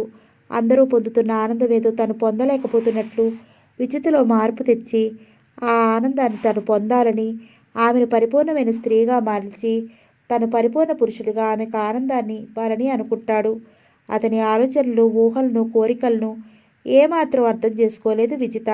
అతను ముద్దులెంత మధురంగా ఉంటాయో, ఒకే రకమైన ముద్దు ద్వారా ఎన్ని రకాల అనుభూతులు పొందవచ్చో అతను అందమైన కథలాగా, లాలనగా, మృదువుగా, మనసుకు హత్తుకుపోయేలా అతను చెప్తుంటే విజిత ఆలోచనలు ఆ సమయంలో ఇలా ఉంటాయి. చందులాల్ షాపులోకి కొత్త రకం నెక్లెస్ వచ్చిందంట. అప్పుడే తన ఫ్రెండ్స్ అందరూ కొనుక్కున్నారు. తను కొనుక్కునేలోగా ఆ మోడల్ కాస్త ఓల్డ్ మోడల్ అవుతుందేమో. ఈయనగారు మంచి మూడ్లో ఉన్నారు. ఇలాంటప్పుడు అడిగితే ఎందుకు, ఎంత అని అడగకుండా చెక్ మీద సంతకం పెట్టేస్తారు. ఎలా అడగను అని ఆలోచిస్తోంది. బాలు ఉత్సాహంగా, ఉత్తేజంగా ఆమెలో ఐక్యమై శృంగార రసానుభూతి పొందుతూ మమైక్యం చెందుతున్న తరుణంలో సడన్ బ్రేక్ వేసి కారు ఆపినట్టుగా అతని ఆవేశానికి బ్రేక్ వేసి డబ్బు విషయం మాట్లాడుతుంది. ఈ టైంలో మంచం మీద నుంచి ఎత్తి ఆమెను కిందకి విసిరేయాలన్నంత కోపం వస్తుంది అతనికి. ఆ సమయంలోనే తన కోరికలన్నీ నెరవేర్చుకోవాలనుకుంటుందామె. అతను ఏం మాట్లాడుతున్నాడో, ఏం చేస్తున్నాడో ఆమెకి తెలియదు. అతను అలా ఆ విషయాన్ని అసలు పట్టించుకుంటే కదా ఆమె. విజితకున్న ఫ్రెండ్స్ కూడా ఆమె ఆలోచనలకు తగినట్టు వారే. సత్సాంగత్యం కూడా అదృష్టం అంటారు. అందుకే విజిత లాంటి వాళ్ళకి మంచి స్నేహితులుంటే వాళ్ళ మూలంగానైనా సరైన మార్గంలో నడుస్తారు కొంతవరకైనా. కానీ అందరూ ఇంచుమించు విజేత లాంటి వాళ్ళే. ఇంజనీరుగా భర్త అక్రమంగా కొంత, న్యాయంగా కొంత సంపాదిస్తుంటే అక్రమ సంపాదనంతా ఖర్చుగా పెడుతుంది ఇంజనీరు గారి భార్య రమ. బిజినెస్లో పగలు రాత్రి శ్రమించి వేలకు వేలు సంపాదిస్తున్న బిజినెస్ మ్యాగ్నెట్ అజయ్ భార్య వాణి తన స్టేటస్కు తగినట్లుగా తను ఖర్చు చేయకపోతే పరువు పోతుందేమోనని భయపడుతుంది. ఇంకొక ఆమె మహిళా మండలి ప్రెసిడెంటు.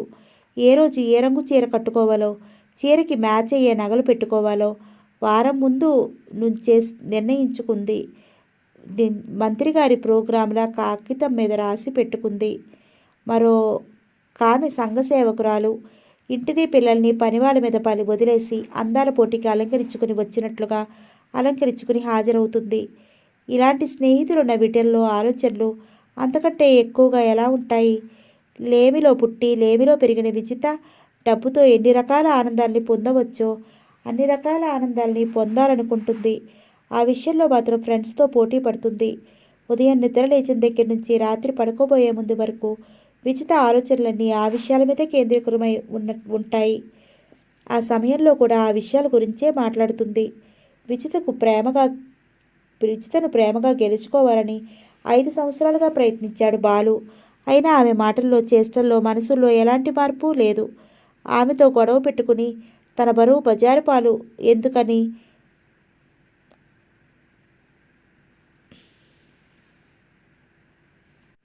బజారు పాలు చేసుకోవటం ఎందుకని అతను మౌనంగా ఉండటం మొదలు పెడితే దాన్ని అతని పిరికితనంగా అనుకుంటూ అతన్ని మరింత బాధ పెట్టసాగింది.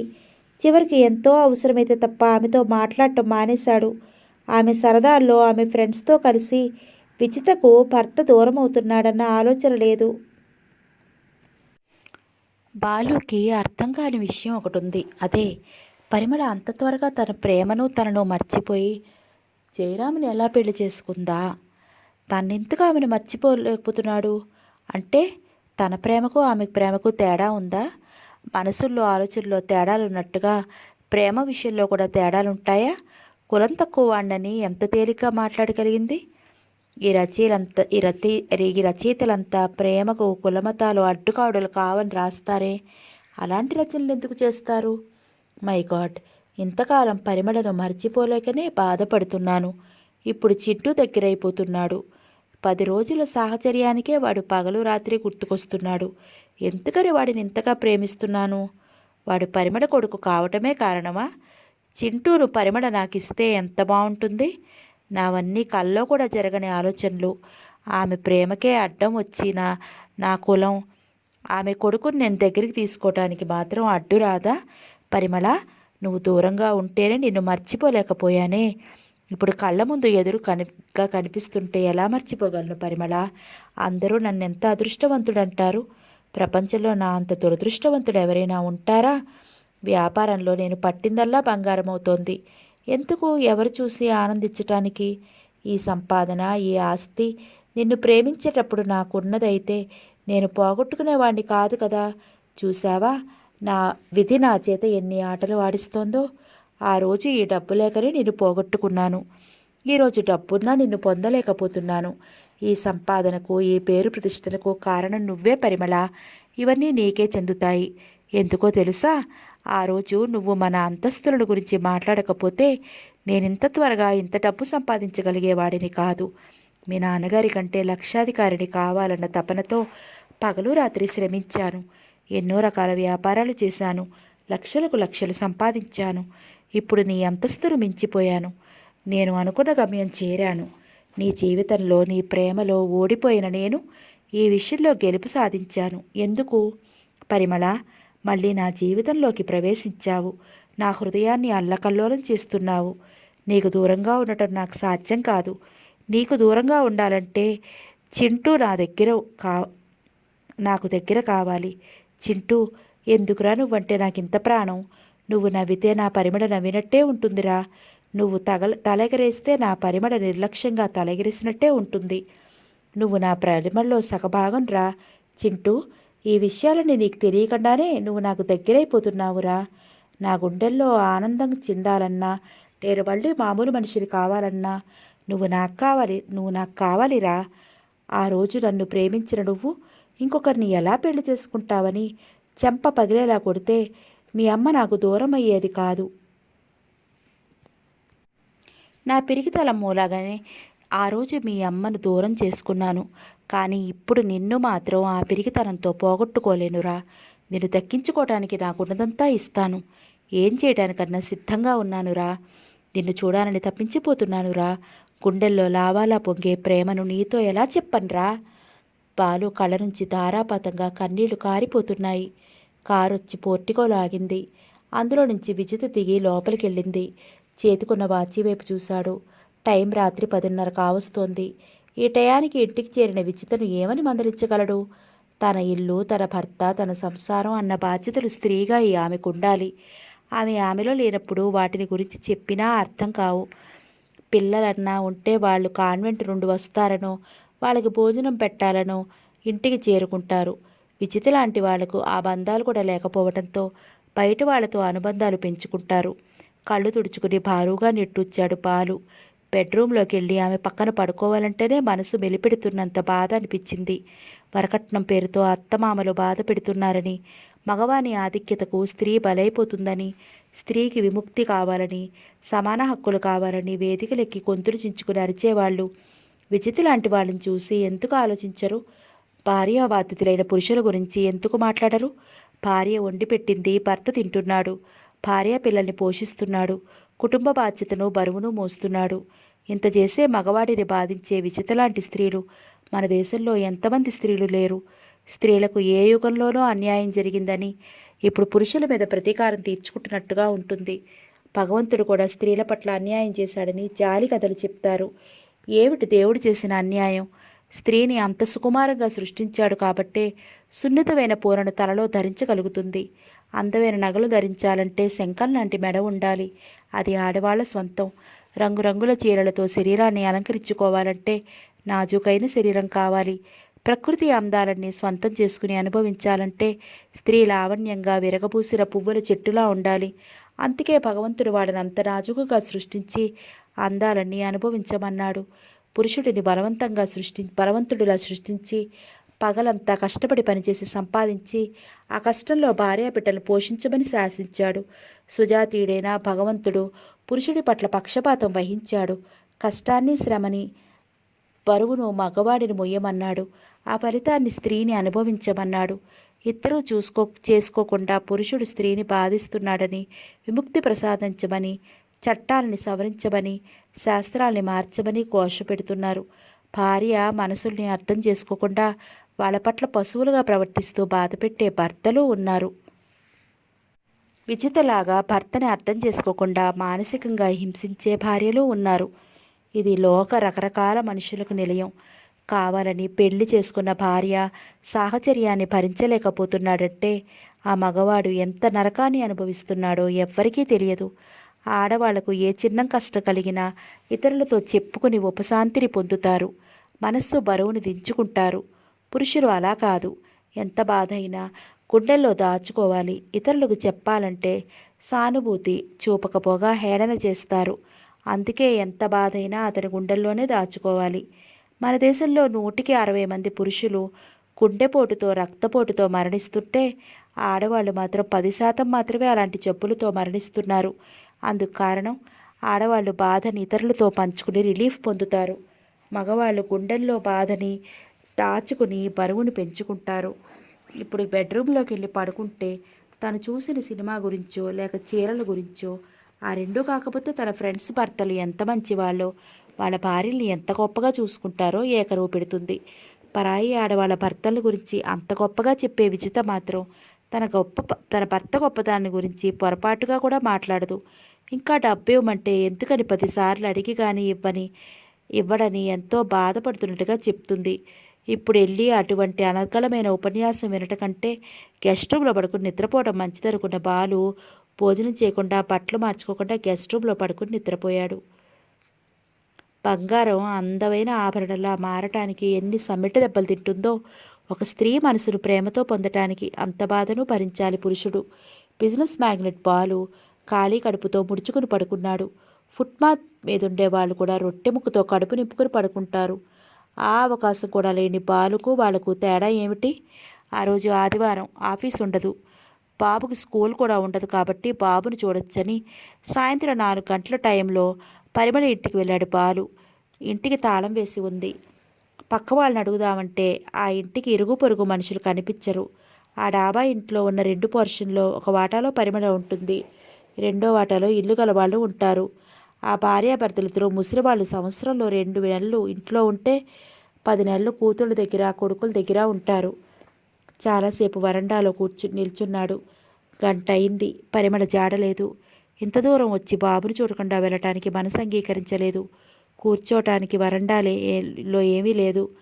6 అయింది. వాళ్ళు రాలేదు. నీరసంగా కారులో కూర్చున్నాడు. ఇంటికి వెళ్ళాలనిపించలేదు. మళ్ళీ ఆఫీస్కి వచ్చాడు. వాచ్మెన్ పరిగెత్తుకుంటూ వచ్చి గేటు తీశాడు. కారు హారన్ వినిపించగానే ఆఫీస్ రూమ్లో కూర్చుని పెండింగ్ వర్క్ అంతా పూర్తి చేశాడు. అప్పటికి టైం 1 గంట కావస్తోంది. గుమ్మం దగ్గరికి వచ్చి చూశాడు. వాచ్మ్యాన్ కుడికిపాట్లు పడుతున్నాడు బల్ల మీద కూర్చుని. చాలా రాత్రి గడిచిపోవటం వల్ల వీధులన్నీ ప్రశాంతంగా నిశ్శబ్దంగా ఉన్నాయి. ఆఫీసు బంగళా చుట్టూ ఎత్తైన కాంపౌండ్ ఉంది. లోపల విశాలమైన ఖాళీ స్థలంలో రకరకాల పూల చెట్లున్నాయి. గేటు పక్కగా ఉన్న రేకుల షెడ్లో వాచ్మెన్ కాపురం ఉంటాడు. అతని భార్య తోట పనంతా చూస్తుంది. మొక్కలన్నీ ఏపుగా పెరిగి విరబూసి ఉన్నాయి. నందివర్ధనాలు వెన్నెల్లో నక్షత్రాలా మెరుస్తున్నాయి. జాజుల పరిమళాలు మనసును మైమరిపిస్తున్నాయి. అర్ధరాత్రి సమయంలో ఒంటరిగా పూల చెట్ల మధ్య కుర్చీ వేసి కూర్చున్నాడు బాలు. క్యాన్సర్ లాంటి ప్రమాదకరమైన జబ్బును తగ్గించడానికైనా మందులున్నాయి, కానీ ప్రేమ జబ్బును తగ్గించడానికి మాత్రం మందులు లేవు. క్యాన్సరు గుండెపోటులు లాంటివి మనిషిని కొన్ని గంటల్లోనూ కొన్ని రోజుల్లోనూ చంపుతాయి. ప్రేమ మాత్రం మనిషిని చావనివ్వదు, బ్రతకనివ్వదు. బ్రతికినంతకాలం చిత్రవద చేసి చంపుతూనే ఉంటుంది. అంతకు మించి బాధ పెట్టే జబ్బే ఏదీ లేదు. నిమిషాలు గంటలుగా మారిపోతున్నాయి. కుర్చీకి అంటుకుపోయినట్లుగా అలాగే కూర్చున్నాడు. భోజనం చేయాలనిపించదు, నిద్ర రాదు, మనసుకి ప్రశాంతత ఉండదు. ప్రతి క్షణం ఏదో తపన, ఆరాటన, ఆవేదన. పరిమళ రాకముందు రాత్రులు నిద్రపోగలిగేవాడు. ఆమె రాకతో అది కూడా కరువైందిప్పుడు. నిద్రైనా పోగలిగేవాడు. ఆమె రాకతో అది కూడా కరువైపోయిందిప్పుడు. ఆవేదనతో, ఆలోచనలతో అలాగే కూర్చున్నాడు. శరత్ అరవిందల కాపురం చూడముచ్చటగా సాగిపోతోంది. ఇద్దరూ రోజు రాత్రులు గొడవ పడుతూనే ఉంటారు. అద్దం మీద ఆవగింజల గంట సేపట్లో మళ్ళీ మామూలైపోతూ ఉంటారు. వాళ్ళిద్దరూ కీచులాడుకోవటం చూసి పరిమళ అమ్మగారు భయంతో అరవింద అమ్మగారు భయంతో వణికిపోతుంది. మళ్ళీ అంతలోనే వాళ్ళిద్దరూ చిలకా గోరింకల్లా నవ్వుకోవటం చూసి ఇదేం జంట అనుకుని విస్తుపోతుంది. ఇద్దరూ ఒకరు చూడకుండా ఒకరు ఉండలేరు. ఆ రోజు ఆఫీసులో ఇద్దరూ జీతం తీసుకుని ఇంటికి వచ్చారు. అరవింద తన జీతం డబ్బు శరత్కి ఇవ్వలేదు. రాత్రి 8 గంటల వరకు చూశాడు, ఇవ్వలేదు. ప్రతి నెల ఇద్దరూ జీతాలు తీసుకోగానే ఇంటికి వచ్చి బడ్జెట్ తయారు చేస్తారు. పాలు, అద్దె, కిరాణా, కూరగాయలు, పేపర్ పిల్లలు అన్నీ పోగా ఎంత మిగులుతుందో చూసుకుని దానికి తగిన విధంగా నెలంతా జాగ్రత్తగా పొదుపుగా వాడుకుంటారు.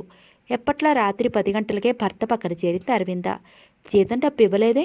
కోపంగా అడిగాడు శరత్. మాట్లాడకుండా పడుకుంది అరవింద. నిన్నే మాట్లాడవే? కోపంగా అరిచినట్టు అన్నాడు. అబ్బా, నేను మీ పక్కనే ఉన్నానుగా, ఎందుకండి అలా అరుస్తారు అంది గోముగా. వినపడుతుంటే సమాధానం చెప్పవే. డబ్బు లేదండి. డబ్బు లేదా? మంచం మీద నుంచి ఎగిరిపడ్డాడు. ఏమైంది? ఏమీ కాలేదండి. మరెందుకు లేదు? అదే మీకు ఎలా చెప్పాలా అని ఆలోచిస్తున్నాను.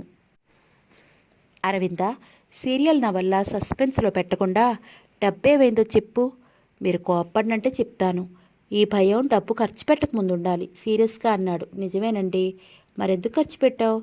పొరపాటు అయిపోయిందండి. అసలు ఎందుకు ఖర్చు పెట్టావో చెప్పు. చెప్పిన తర్వాత ఏమనరుగా. అరవింద, నా సహనాన్ని పరీక్షించకు. ఏమండి? అతని భుజం మీద చేయి వేస్తూ కోపంగా అంది. విసురుగా ఆమె చేతిని నెట్టేశాడు. ఎందుకండి అంత కోపం? నువ్వు చేసిన పనికి ఒళ్ళు మండిపోతోంది అన్నాడు కోపంగా. మీ మంటను చల్లార్చడం నాకు తెలుసుగా. అరవింద, కంగుమంది శరత్ గొంతు. అతనంత కోపంగా అరిచేసరికి నిజంగానే భయపడింది అరవింద. ఏమిటండి? అర్ధగంట నుంచి డబ్బే మీద నడుస్తుంటే నీకు నవ్వులాటగా ఉందా? లేదండి. అడిగిన దానికి సమాధానం చెప్పు. డబ్బేం చేశావు? జ్యోతికి నగలు పిచ్చి ఎక్కువండి. వంటిపేట ముత్యాల దండన్నా చేయించమని 4 నెలల నుంచి నా ప్రాణం తీస్తోంది.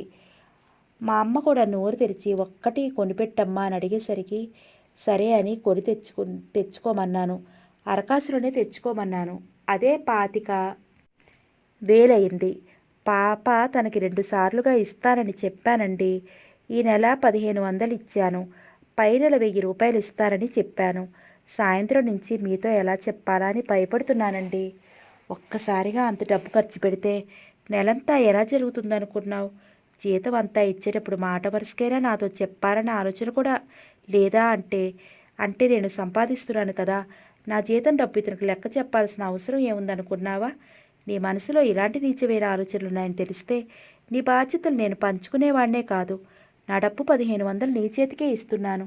నెలంతా అప్పు చేయకుండా ఎలా జరుపుతావో నువ్వే జరుపు అంటూ తిండి కింద ఉన్న డబ్బు తీసి ఆమె పక్కన పడేశాడు కోపంగా.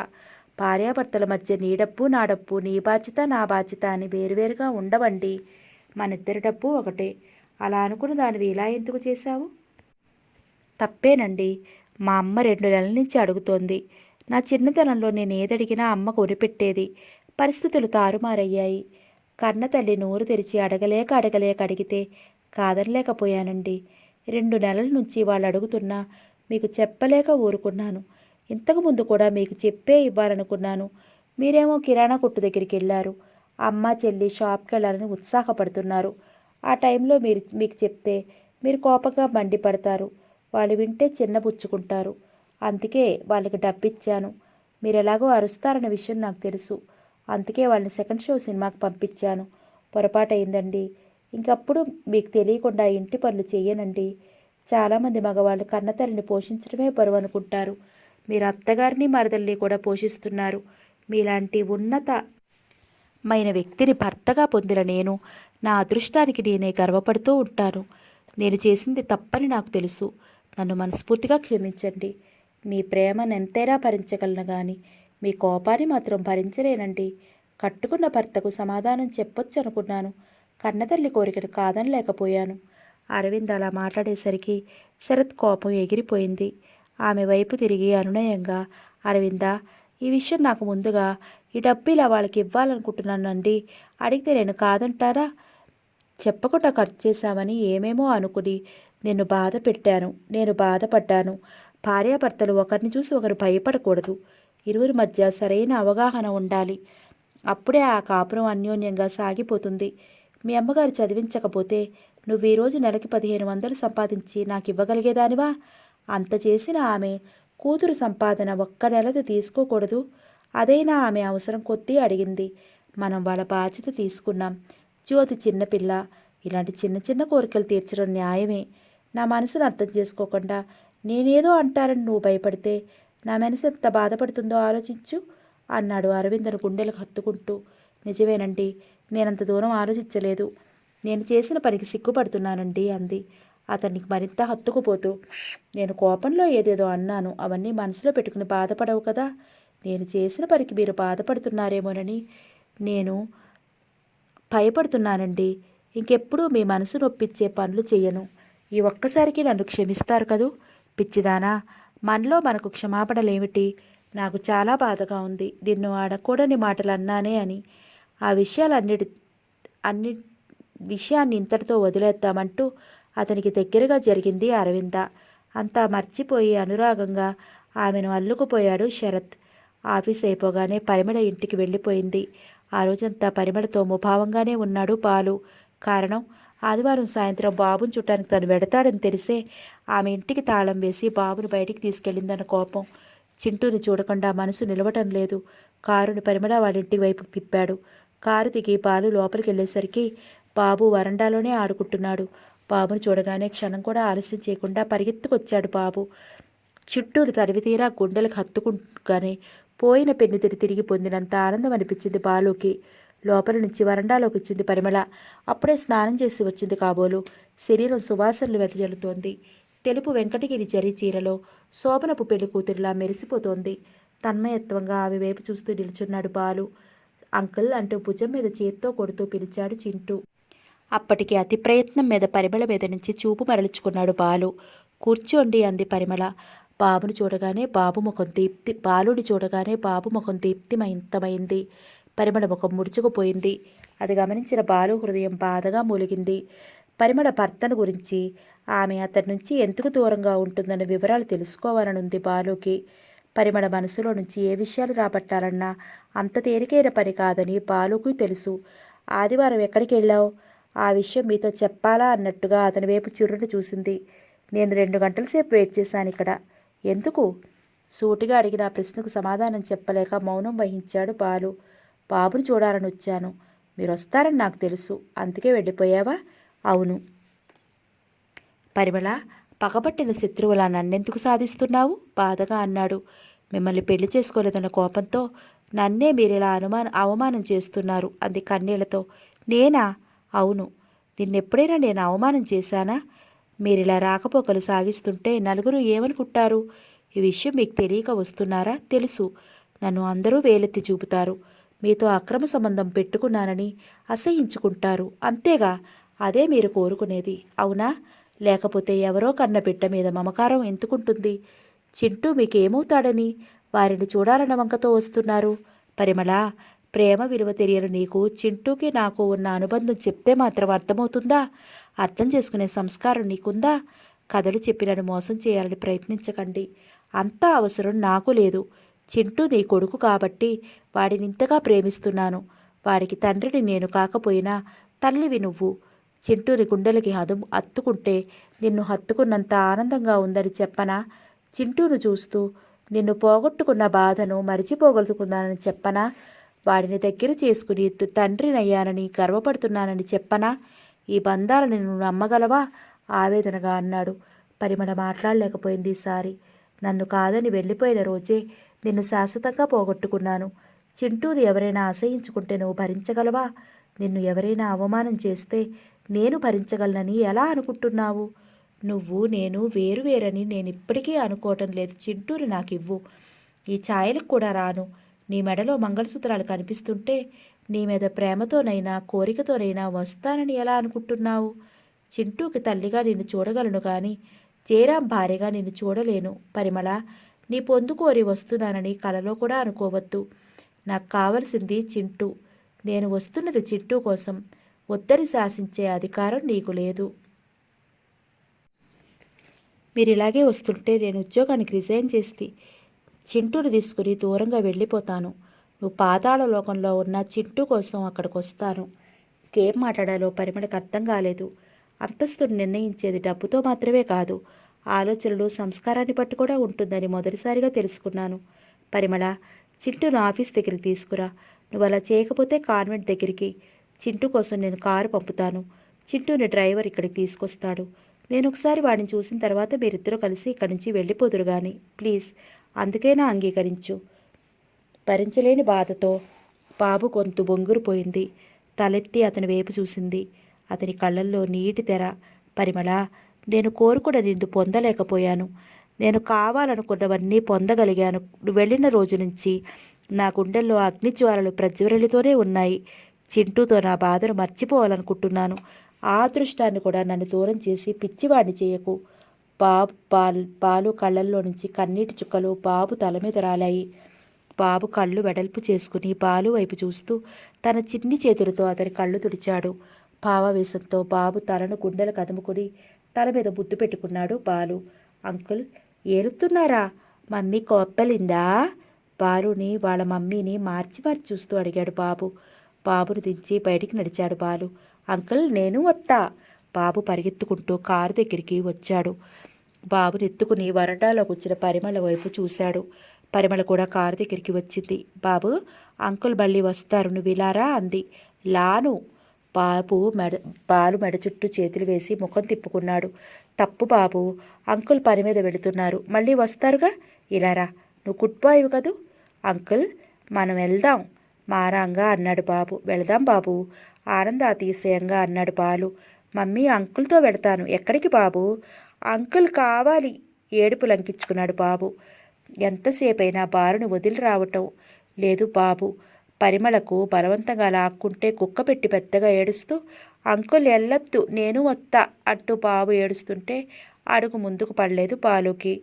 విసురుగా పరిమళ చేతుల్లో నుంచి బాబును లాక్కుని కారులో కూర్చోపెట్టి డోర్ మూశాడు. పరిమళ, ఆమె వెనుక గౌరీ ఏమీ మాట్లాడుతూనే ఉన్నారు. వినిపించుకోకుండా కారు స్టార్ట్ చేసి ముందుకు పోనిచ్చాడు స్పీడ్గా.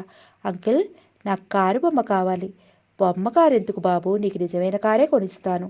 ఒక చేత్తో స్టీరింగ్ పట్టుకుని మరో చేత్తో బాబును దగ్గరికి తీసుకుంటూ ప్రేమగా అన్నాడు.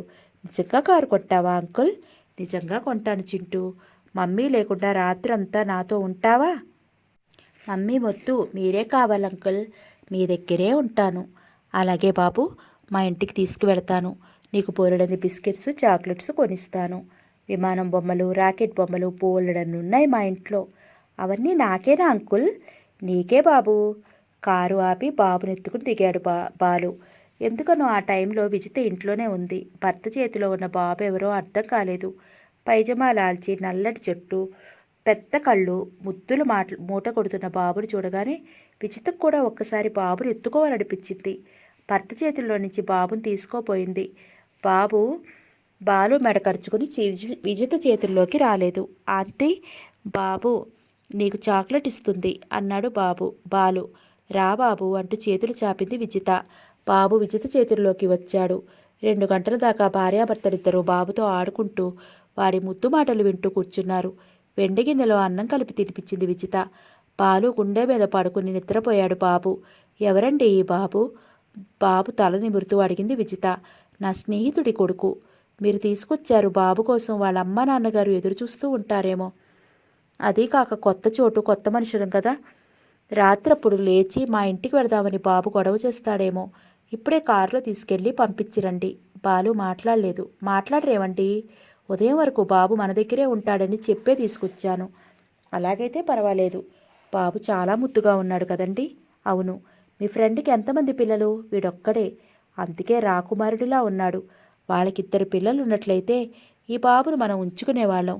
వచ్చి ఒక్కపూటైనా కాలేదు. వీడిని వదలబుద్ధి కావటం లేదు. అంత ముద్దుగా ఉన్నాడు. బాబును ఉంచుకోవాలనిపిస్తోందా? అవునండి. వీడి మాటలు వింటుంటే టైం ఎలా గడిచిపోయిందో తెలియలేదు. మీరు రాకముందు బోరు కొట్టి మాధవి వాళ్ళ ఇంటికి వెళదామనుకున్నాను. ఇంతలో మీరు బాబును తీసుకొచ్చారు. వాడి మాటలు వింటూ మాధవి వాళ్ళ ఇంటికి వెళ్ళాలన్న విషయమే మర్చిపోయాను. చిన్నపిల్లలు ఉంటే ఇల్లు ఎంత కలకల్లాడుతుందో ఈరోజే తెలిసింది అంది బాబు తల నిమురుతూ. బాబును ప్రేమగా పెంచుతానంటే బాబుని ఇక్కడే ఉంచుతాను. ఇటువంటి ముద్దుల మూటకొట్టే బాబుని ఎవరైనా ప్రేమగానే పెంచుతారు. వీటిని చూసిన దగ్గర నుంచి నాకు వదలబుద్ధి కావటం లేదు. పెళ్ళైన 5 సంవత్సరాల నుంచి 100 మంది డాక్టర్స్ దగ్గర చూపించుకున్నాం. మీలో లోపం లేదన్నారు. నాకు తల్లయ్యే అవకాశం ఉందని చెబుతూ మందులిచ్చారు. ఇంతవరకు వేల కొద్దీ బిళ్ళలు మింగినా, 100ల కొద్దీ ఇంజెక్షన్స్ చేయించుకున్నా నాకెందుకు పిల్లలు పుట్టడం లేదో నాకు అర్థం కావటం లేదు. బాబును చూసిన తర్వాత నాకు అలాంటి బాబు కావాలనిపిస్తోంది. 1,00,000 రూపాయలు ఇస్తామన్నా ఇలాంటి బాబుని ఎవరిస్తారండి? నిన్న నిన్న సాయంత్రం కూడా మాధవికి తెలిసిన లేడీ డాక్టర్ దగ్గరికి కొత్తగా వచ్చిందని మాధవి చెప్తే ఆమెను తీసుకున్న డాక్టర్ దగ్గరికి కూడా వెళ్ళొచ్చాను.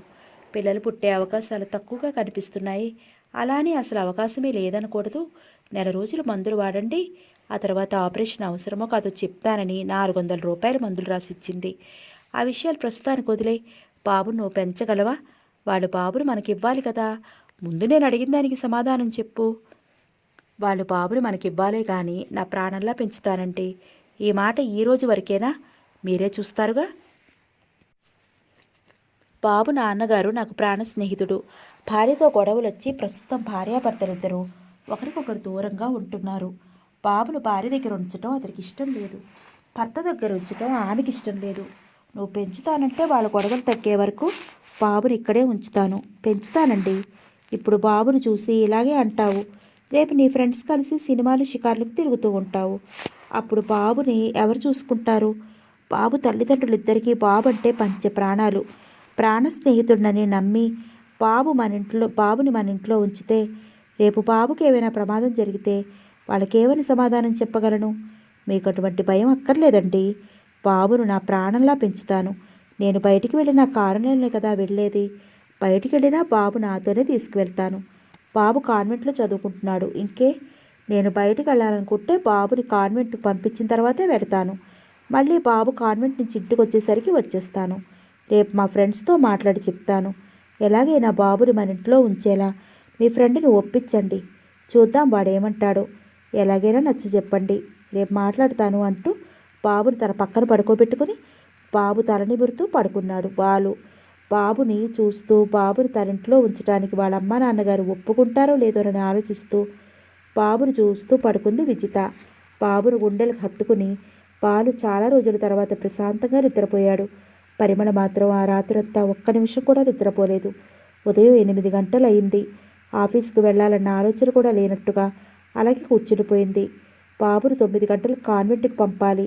ఆ టయానికి బాబుని తీసుకొస్తారో లేదో పరిమళ ఆలోచనలు పరిపరి విధాలా పోతున్నాయి. బాబు బాలుని చూడగానే సంతోషంతో పరిగెత్తుకుపోతున్నాడు. పసి మనసు తండ్రి ప్రేమ కోసం ఎంతగా తల్లడిల్లిపోతున్నదో ఆ ప్రేమను బాలు ద్వారా పొందుతున్నాడు. అందుకే అతను కావాలనుకుంటున్నాడు. ఒక్కరోజు కూడా నన్ను వదిలి ఉండలేనివాడు బాలుతో వెళ్ళిపోయాడంటే వాడు నాకంటే ఎక్కువగా బాలునే ఇష్టపడుతున్నాడు. బాబు మీద పిచ్చి ప్రేమ పెంచుకుంటున్నాడు. చాలా బాబు దూరమైన రోజు అతని పరిస్థితి ఎలా ఉంటుంది? నా మూలంగానే అతనికి మనశ్శాంతి లేకుండా పోయింది. ఇప్పుడు నా కొడుకు మూలంగా మతి కూడా పోతుందేమో. ఎలా వాళ్ళిద్దరిని దూరం చేయటం? నా అంత దుర్మార్గురాలు ఇంకొకరు ఉండరు అనుకుంటున్నాడేమో బాలు.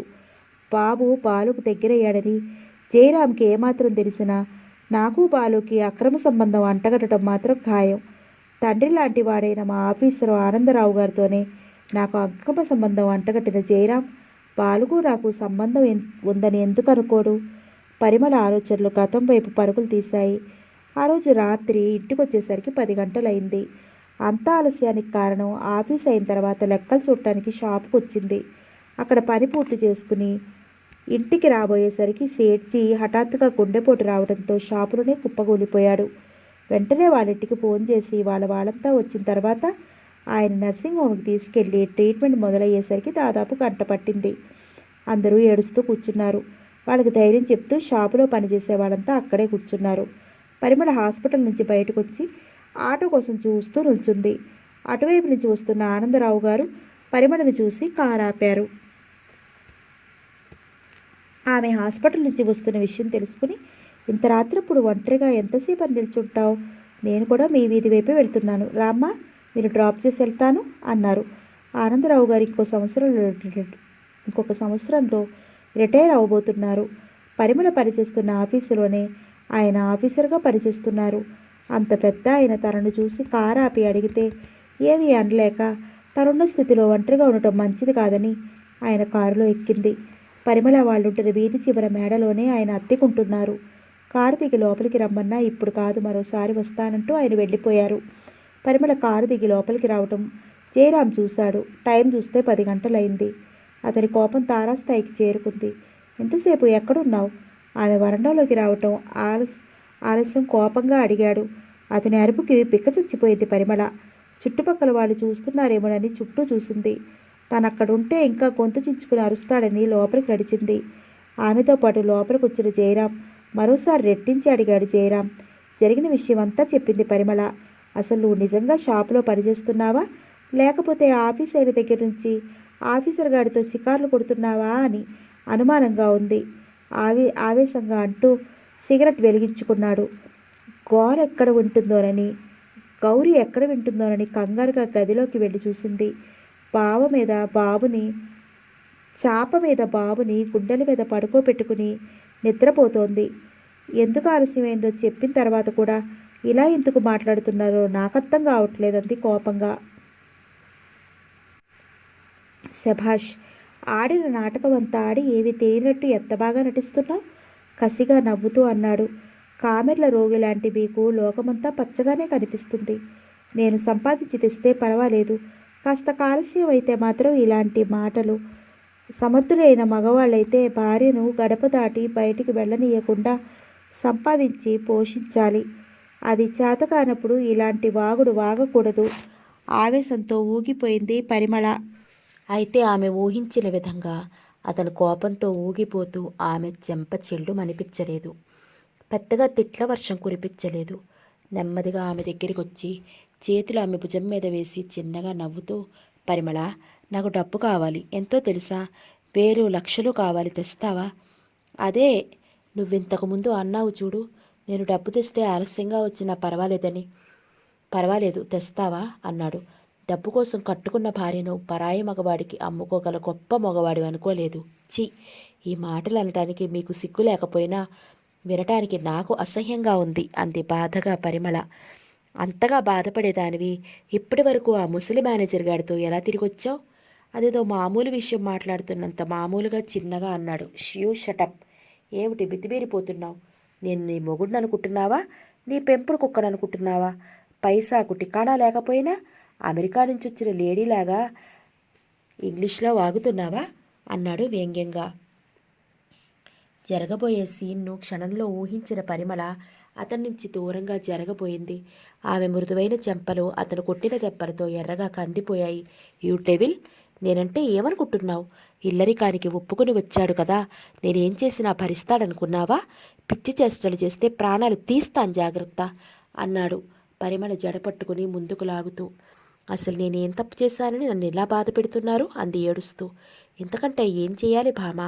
కట్టుకున్న మొగుడికి కొడుక్కి వండి పెట్టాలని ధ్యాస కూడా లేకుండా అర్ధరాత్రి వరకు ఊరి మీద పడి తిరిగొచ్చి నేనేం తప్పు చేశానని నన్ను అడుగుతున్నావా?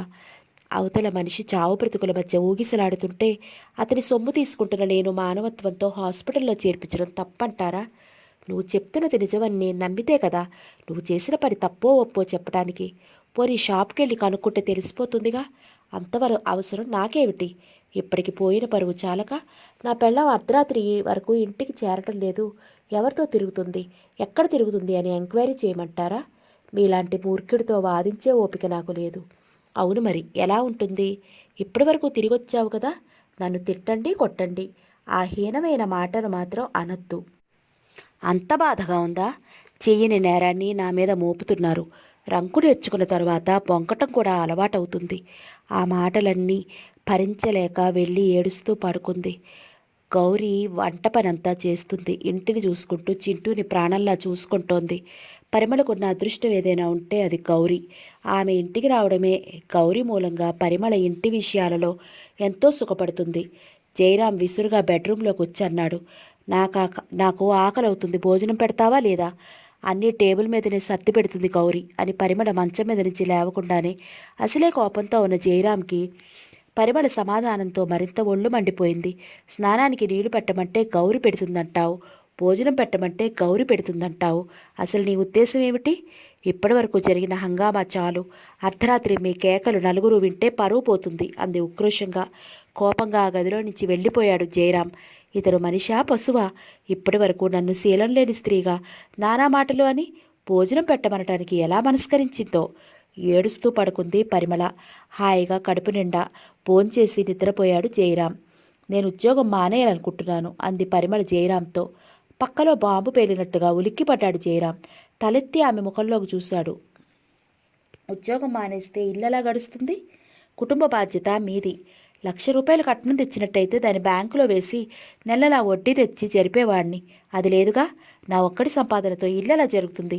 ఎలా జరుపుతారో నాకు తెలియదు, మీ ఇష్టం. నేను మాత్రం ఉద్యోగం చెయ్యను. పరిమళ ఉద్యోగం మానేస్తుందనగానే గుండెలో రాయి పడింది జయరాంకి. ఇద్దరు సంపాదించడం మూలంగానే నెలంతా అప్పులు చేయకుండా జరుగుతోంది. ఇద్దరి జీతాల్లోనూ లోను తీసుకుని ఆ డబ్బుతో తమ్ముడికి ఉద్యోగం ఇప్పించాడు. ఇప్పుడు ఇంకా చెల్లెలు పెళ్లి చేయాల్సిన బాధ్యత ఉంది.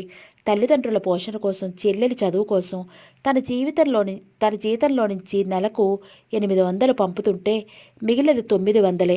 దానిలో 500 అద్దెకు, 300 బియ్యానికి సరిపోతాయి. కిరాణా, పాలు, కూరగాయలు, ఇంటి ఖర్చంతా పరిమళ జీతంతోనే గడుస్తుంది. ఇప్పుడు ఆమె ఉద్యోగం మానేస్తే ఇల్లెలా గడుస్తుంది? నువ్వు ఉద్యోగం మానేస్తే మనం ఒక పూట పస్తుండాల్సిందే. మీరుంటే మీతో పాటు నేనుంటాను. కొడుకును కూడా మనతో పాటే పస్తులుంచుతావా? వాడు నాకు మాత్రమే కాదు, నీకు కొడుకే. చూడు పరిమళ, నా సహనాన్ని పరీక్షించకు. మిమ్మల్ని విసిగించడానికి కాదు నేను చెప్పేది, నిజంగానే చెప్తున్నాను. ఎందుకు మానేయాలనుకుంటున్నావు? నేను ఉద్యోగం కోసం బయటికి వెళ్ళటం మూలంగానే మీరు అక్రమ సంబంధాలు అంటగడుతున్నారు. నేను బయటికి వెళ్ళకపోతే ఏ గొడవ ఉండదు. ఒక నిర్ణయానికి వచ్చిన పరిమళను రెచ్చగొట్టడం కంటే ఎలాగో నచ్చచెప్పి ఉద్యోగం మానేయకుండా చూడటం మంచిదనుకున్నాడు జయరాం. నువ్వు ఉద్యోగం మానేస్తే మనం ఆర్థికంగా ఎన్ని ఇబ్బందులు ఎదుర్కోవాలో ఆలోచించు. ఇద్దరం సంపాదిస్తుంటేనే అంతంత మాత్రంగా జరుగుతోంది. ఇంకో సంవత్సరం పోతే చింటూని కాన్వెంట్లో చేర్పించాలి, చాలా ఖర్చు అవుతుంది. ఇవన్నీ మరోసారి ఆలోచించుకుని ఉద్యోగం మానేయి. ఉన్న ఉద్యోగాన్ని వదులుకుంటే ఆ తర్వాత ఎంత కష్టమో నీకు తెలియనిది కాదు. అతని మాటలు వింటుంటే రంగులు మార్చే ఊసరి వెళ్ళి గుర్తుకొచ్చింది పరిమళకు. బాబు భవిష్యత్తు గురించి ఆలోచించి మానేయి. అతనితో వాదనకు దిగలేదు. ఆమె తన ఉద్యోగం మానేస్తే ఎంత బాధపడాలో ఆమెకు తెలుసు. జయరాం అమ్మ నాన్నగారు కూతుర్ని సెలవు కూడా తీసుకుని వచ్చారు. జయరాం చెల్లెలు కాలేజీలో చదువుతోంది. సెలవులు కావటం వల్ల ముగ్గురు వచ్చారు. జయరాం అమ్మకు పరిమళ అత్తయ్య గారు అంటూ ఎంత గౌరవంగా ప్రేమగా పలకరించినా ఆమె మాత్రం పరిమళను శత్రువును చూసినట్లు చూడసాగింది. ఆమె ఎందుకలా ప్రవర్తిస్తోందో అర్థం కాలేదు పరిమళకు. మామగారు మాత్రం చాలా మంచి మనిషి. ఆడపడుచును చూస్తే సినిమాల్లో ఎక్స్ట్రా నటీమణులు గుర్తుకొస్తారు. వాళ్ళ అమ్మగారు మాట్లాడుతున్నప్పుడు వచ్చి 1-2 మాటలు మాట్లాడుతుంటే అంతే, మళ్ళీ మాట్లాడుతుంది, అంతే, మళ్ళీ మాట్లాడదు. ఆ ఇంట్లోనూ పరిమళ మీద తనకేదో అధికారం ఉన్నట్లుగా ప్రవర్తిస్తుంది. వాళ్ళన్నయ్య ఆఫీసు నుంచి రావటం ఆలస్యం. అర్ధరాత్రి వరకు వదలకుండా కబుర్లు చెప్తూ కూర్చుంటుంది. ఒకరోజు తలనొప్పిగా ఉండి పర్మిషన్ అడిగి ఇంటికి వచ్చింది ఆమె. మధ్య గదిలో కూర్చుని కబుర్లు చెప్పుకుంటున్న వాళ్ళు పరిమళ ఇంటికి రావడం చూడలేదు. లోపలికెళ్ళి బట్టలు మార్చుకునే ఓపిక కూడా లేక వరండాలో ఉన్న మంచం తీసుకెళ్ళి సందులో వేసుకుని పడుకుంది. ఇంటికి ప్రహరీకి మధ్య ఒక మంచం పట్టే ఖాళీ స్థలం ఉంటుంది. ఆమె మంచానికి వాళ్ళు కూర్చున్న గదికి మధ్య కిటికీనే అడ్డం. వాళ్ళ మాటలు పరిమళకు స్పష్టంగా వినిపిస్తున్నాయి. వెంటనే 2 శారడన్ మాత్రలు వేసుకునేసరికి నిద్ర పట్టింది. మళ్ళీ మెలకు వచ్చేసరికి జయరాం గొంతు కూడా వినిపిస్తోంది. టైం ఎంతయిందోనని చేతికున్న వాచి వైపు చూసుకుంది. 6 గంటలు కావస్తోంది. ఇక ఆ పూటకి షాప్కి వెళ్ళే ఉద్దేశం కూడా మానుకుని అలాగే పడుకుంది. జయరాం, దీన్ని పెళ్లి చేసుకుంటే లక్షలకు లక్షలు వస్తాయి, మన దరిద్రం తీరిపోతుంది అనుకున్నాం. ఇదే ట్రైలా జరిగింది. మన విషయంలోనే ఇలా జరగాలా? ఆ చచ్చేవాడు పెళ్లికి ముందే చచ్చినట్లయితే దీన్ని మనం కోడలుగా చేసుకునేవాళ్ళం కాదు.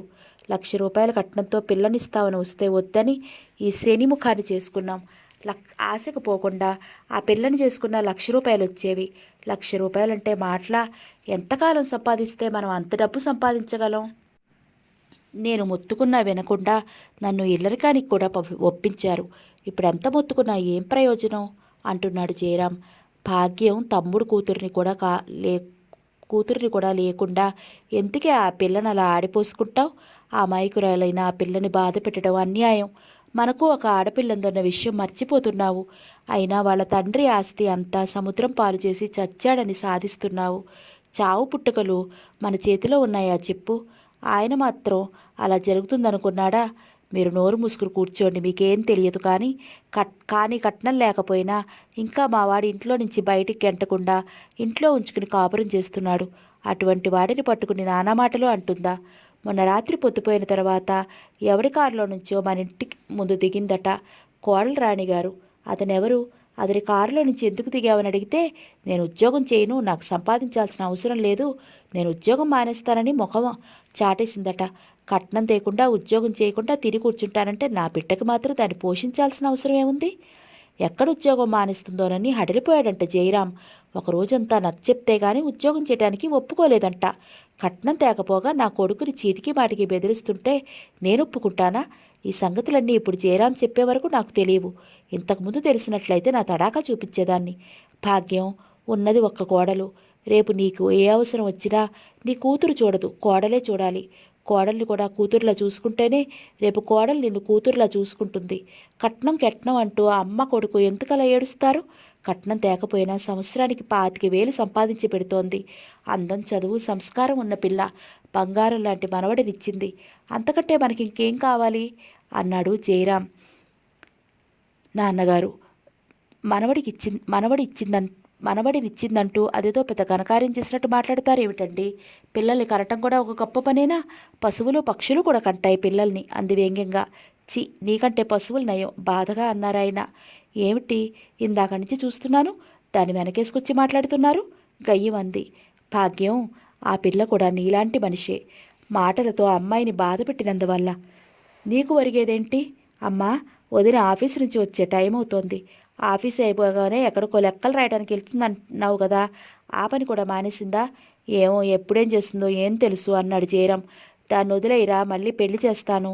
నిన్ను వాణ్ణి కూడా కటకటాలు వెనక్కి పంపుతారు, గవర్నమెంట్ ఉద్యోగం ఊడిపోతుంది అన్నారు కోపంగా జయరాం నాన్నగారు. అవునమ్మా, చట్టరీత్యా భార్యకు విడాకులు ఇవ్వకుండా మళ్ళీ పెళ్లి చేసుకోవటం నేరం. విడాకులు ఇవ్వు. అమ్మా, నీకేం తెలీదు, ఊరుకో. నీ పిచ్చి సలహాల మూలంగా అన్నయ్య ఉద్యోగం ఊడగొట్టకు. వదిలికి విడాకులు ఇస్తే మాత్రం అన్నయ్యకి ఇంతకంటే మంచి పిల్ల దొరుకుతుందా? కట్నం లేకపోయినా నెలలా సంపాదిస్తోంది కదా. ఆ దేవుడు కూడా మీ ముగ్గురిని బాగు చేయలేడు అంటూ కోపంగా బయటికి వెళ్ళిపోయారు జయరాం నాన్నగారు. అమ్మ, వదిలి సంపాదించడం మూలంగానే అన్నయ్య తన జీతం అంతా మనకు పంపగలుగుతున్నాడు. ఆ విషయం మర్చిపోవద్దు. సరేనమ్మా, మీ ముగ్గురికి ఇష్టమైనప్పుడు నాకు మాత్రం ఎందుకు అంది నిష్ఠూరంగా. ఆ తర్వాత ముగ్గురు హాల్లో నుంచి వెళ్ళి వరండాలో కూర్చున్నారు, ఏవో విషయాలు మాట్లాడుకుంటూ. పరిమళ గుండెలు వాళ్ళ మాటలతో బద్దలయ్యాయి. చిన్నతనం నుంచి అవసరానికి మించి డబ్బులిస్తూ అతికారం చేసిన అమ్మా నాన్న పోయారు. ఆకుచాటు పువ్వులా పెరిగిన నా జీవితం ఈ రాక్షసుల నీడకు చేరింది. ఇటువంటి మనుషుల మధ్య ఎలా బ్రతకాలి? ఎంతకాలం బ్రతకాలి? తాళి కట్టిన భర్త కూడా నాకు విలువ ఇవ్వకుండా కట్నం డబ్బుకు విలువిచ్చే మాట్లాడుతుంటే ఇంకెందుకు బతకాలి? ఏం చూసుకుని బ్రతకాలి? నా జీవితంలో ఇంత విషాదం నిండుతుందని ఏనాడూ అనుకోలేదు. ఇటువంటి మనుషుల మధ్య బ్రతకటం కంటే నన్ను నన్నుగా ప్రేమించే బాలు ఇంట్లో పని మనిషిగా బ్రతకటం మంచిది. కానీ ఈ చట్టం, సమాజం నన్ను అలా బ్రతకనిస్తాయా? ఎవరి జీవితం వారిదైనప్పుడు దాన్ని ఎవరిష్టం వచ్చినట్టు వారు స్వేచ్ఛగా ఎందుకు బ్రతకూడదు? ఇంతవరకు నా పిరికితనం మూలంగానే బాలును పోగొట్టుకున్నాను. హాయిగా ఆనందంగా గడపాల్సిన నా భవిష్యత్తును నరకం చేసుకున్నాను. ఇక నుంచైనా ధైర్యంగా జీవితాన్ని ఎదుర్కొంటాను. నా కష్టంతో నా బాబును పెంచుకుంటాను. బాబుతోటిదే ప్రపంచంగా ఏ కోరికలు లేకుండా నిశ్చింతగా గడుపుతాను. ఈ ఉద్యోగం ఎక్కడైనా దొరుకుతుంది. ముందు ఈ వలయం నుంచి బయటపడాలి. రాత్రి 9 గంటల వరకు భవిష్యత్తు గురించి ఆలోచిస్తూ పడుకుంది. రోజు 8 అయ్యేసరికి ఇంటికి వస్తుంది. ఆ రోజు 9 అయినా రాకపోయేసరికి ముగ్గురు కలిసి ఎంత హీనంగా మాట్లాడుకోవాలో అంత హీనంగానూ మాట్లాడారు. పరిమళ అత్తగారైతే లెక్కలు రాస్తున్నానని చెప్పి ఎవరితోనైనా తిరుగుతుందేమోనన్న అనుమానం వ్యక్తం చేసింది. జయరాం ఆమె అనుమానాన్ని బలపరిచాడు. ఆడపడిచైతే పరిమళలా తిరగటానికి జయరాం ఇచ్చిన స్వేచ్ఛానిని అతని మెతకతనం మూలంగానే ఆమెలా తిరుగుపోతుంది అయిందని తేల్చింది. వాళ్ళ మాటలు వింటూ భరించలేక జయరాం నాన్నగారు మాత్రం బయటికి వెళ్ళిపోయారు. వాళ్ళ మాటల ద్వారా వాళ్ళ ముగ్గురి మనస్తత్వాలు బాగా అర్థమయ్యాయి పరిమళకి. ఏడ్చి ఏడ్చి కళ్ళల్లో నీళ్లు కూడా ఇంకిపోయాయి. లేచి లోపలికి వచ్చింది. ఆమెను చూసిన ముగ్గురికి నిలువుగుడ్లు పడ్డాయి. ఆ షాకు నుంచి ముందుగా తేరుకున్న ఆడపడుచు పరిమళ ముఖంలోకి చూస్తూ, ఎంతసేపు అయింది నువ్వు వచ్చి అంది. పరిమళలో ఒక విధమైన తెగింపు వచ్చింది. కళ్ళు తుడుచుకుంది. నేను 4 గంటలకే వచ్చాను, కంగారు పడకండి. మీ ముగ్గురి మాటలు విన్నాను అంది వాళ్ళ ముఖంలోకి చూస్తూ. వింటే ఏం చేస్తావు? రాక్షసిలా చూపేమిటి అంది భాగ్యం. రాక్షసిని నేను కాదు, మనిషి రూపంలో ఉన్న రాక్షసులు మీరు. ఆడదానివై ఉండి నాలాంటి ఆడపిల్లకు తల్లివై ఉండి మీరు మాట్లాడాల్సిన మాటలేనా ఇవి? నేను కులటనా? బజారు మనిషి లాంటి దాన్నా? నాలో ఏం చూసి నాకు అలాంటి బిరుదులు ఇచ్చారు?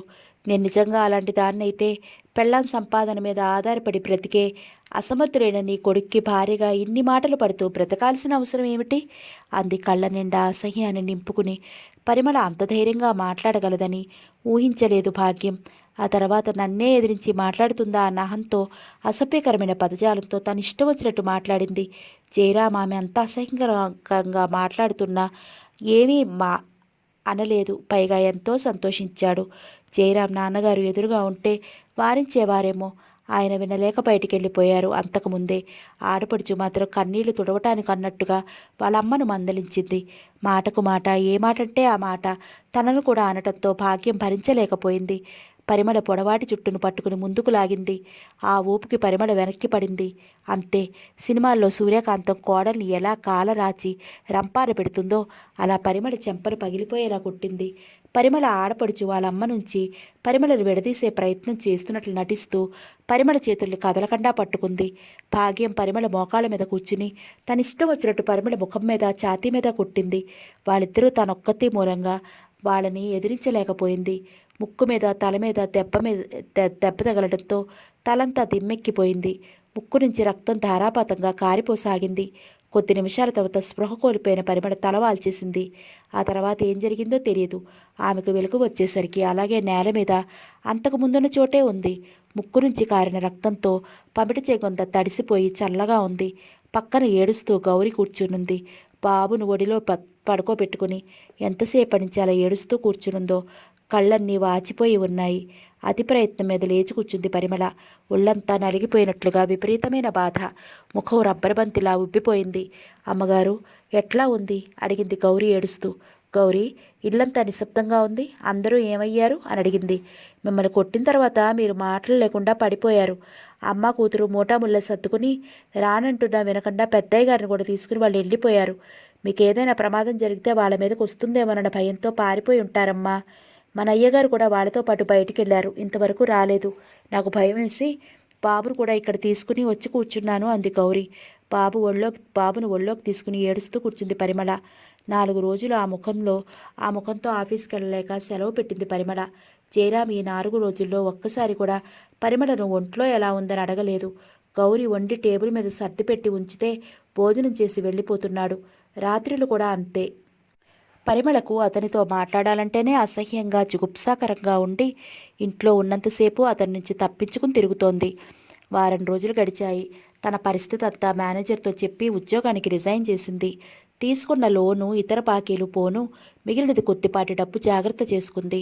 ఆ రోజు రాత్రి జయరాం ఇంటికొస్తూనే ఉద్యోగానికి రిజైన్ చేశావంట, నిజమేనా అని అడిగాడు. అతనెంత కోపంగా ఉన్నాడో అతని ముఖం చూస్తేనే అర్థమవుతోంది. అప్పుడే విషయ సేకరణ జరిపారా? మా ఫ్రెండ్ దారిలో కనపడ్డాడు. అతను కూడా మీ ఆఫీసులోనే పనిచేస్తున్నాడు. మళ్ళీ నన్ను అడగటం ఎందుకు? నిజమా కాదా అని. నిజమే. ఎందుకు అలా చేశావు? కోపాన్ని అతి ప్రయత్నం మీద ఆపుకుని అడిగాడు. వెళ్ళిపోవాలని. ఎక్కడికి? ఎక్కడికైనా సరే, మీకు దూరంగా. అంటే? ఇంత జరిగిన తర్వాత మీతో కాపురం చేయడం నాకిష్టం లేదు. విడాకులు ఇస్తావా? ఆవేశంతో ఊగిపోతూ అడిగాడు. అనే అనుకుంటున్నాను. ఎంతకు తెగించావే రాక్షసి? పళ్ళు కొరికాడు. ఇంతవరకు వచ్చేలా చేసింది మీరు అంది సాధ్యమైనంత సౌమ్యంగా. అత్తగారన్న తర్వాత ఒక మాట అనకుండా ఉంటారా? అంత మాత్రాన విడాకులిచ్చి కాపురం కూల్చుకుని వెళ్తారా? ఇంతవరకు మీ కుటుంబంలో మీరొక్కరే అనుమానపు మనుషులు అనుకున్నాను. ఉన్న నలుగురిలో ముగ్గురిది ఒకే రకమైన మనస్తత్వం. మీ ఆలోచనలన్నీ తెలిసిన తర్వాత కూడా పాము పడగలాంటి మీ నీడలో ఉండటం కంటే మీ నీడ పడనంత దూరం వెళ్ళిపోవటం మంచిది. బాగా ఆలోచించుకుని ఈ నిర్ణయానికి వచ్చావా? ఇక్కడుంటే మీరు అనుకున్నట్లుగా కిరసనాయిలు పోసి నన్ను సజీవ దహనం చేస్తే నా కొడుకు అనాథ అవుతాడు. అందుకే వెళ్ళిపోతున్నాను. ఎక్కడికి వెళతావు? అది మీకు అనవసరం. నిన్ను ఊరి మీద స్వేచ్ఛగా వదిలేసి చేతులు ముడుచు కూర్చునేంత అసమర్థుడు అనుకున్నావా? ఏం చేస్తారు? అవసరమైతే ఏమైనా చేస్తాను. ప్రాణాలు తీస్తారు, అంతేగా. నన్ను బయటకు పంపి నా పరువు పోగొట్టుకోవడం కంటే నిన్ను చంపటమే మంచిది. మీలాంటి రాక్షసుడికి భార్యగా బతకటం కంటే గౌరవంగా చావటమే మంచిది. ఆవేశంగా ముందుకు రాబోయిన జయరాముని చూస్తూ ఆగండి అంది పెద్దగా. ఆమె కళ్ళు నిప్పులు కురుస్తున్నట్టుగా ఉన్నాయి.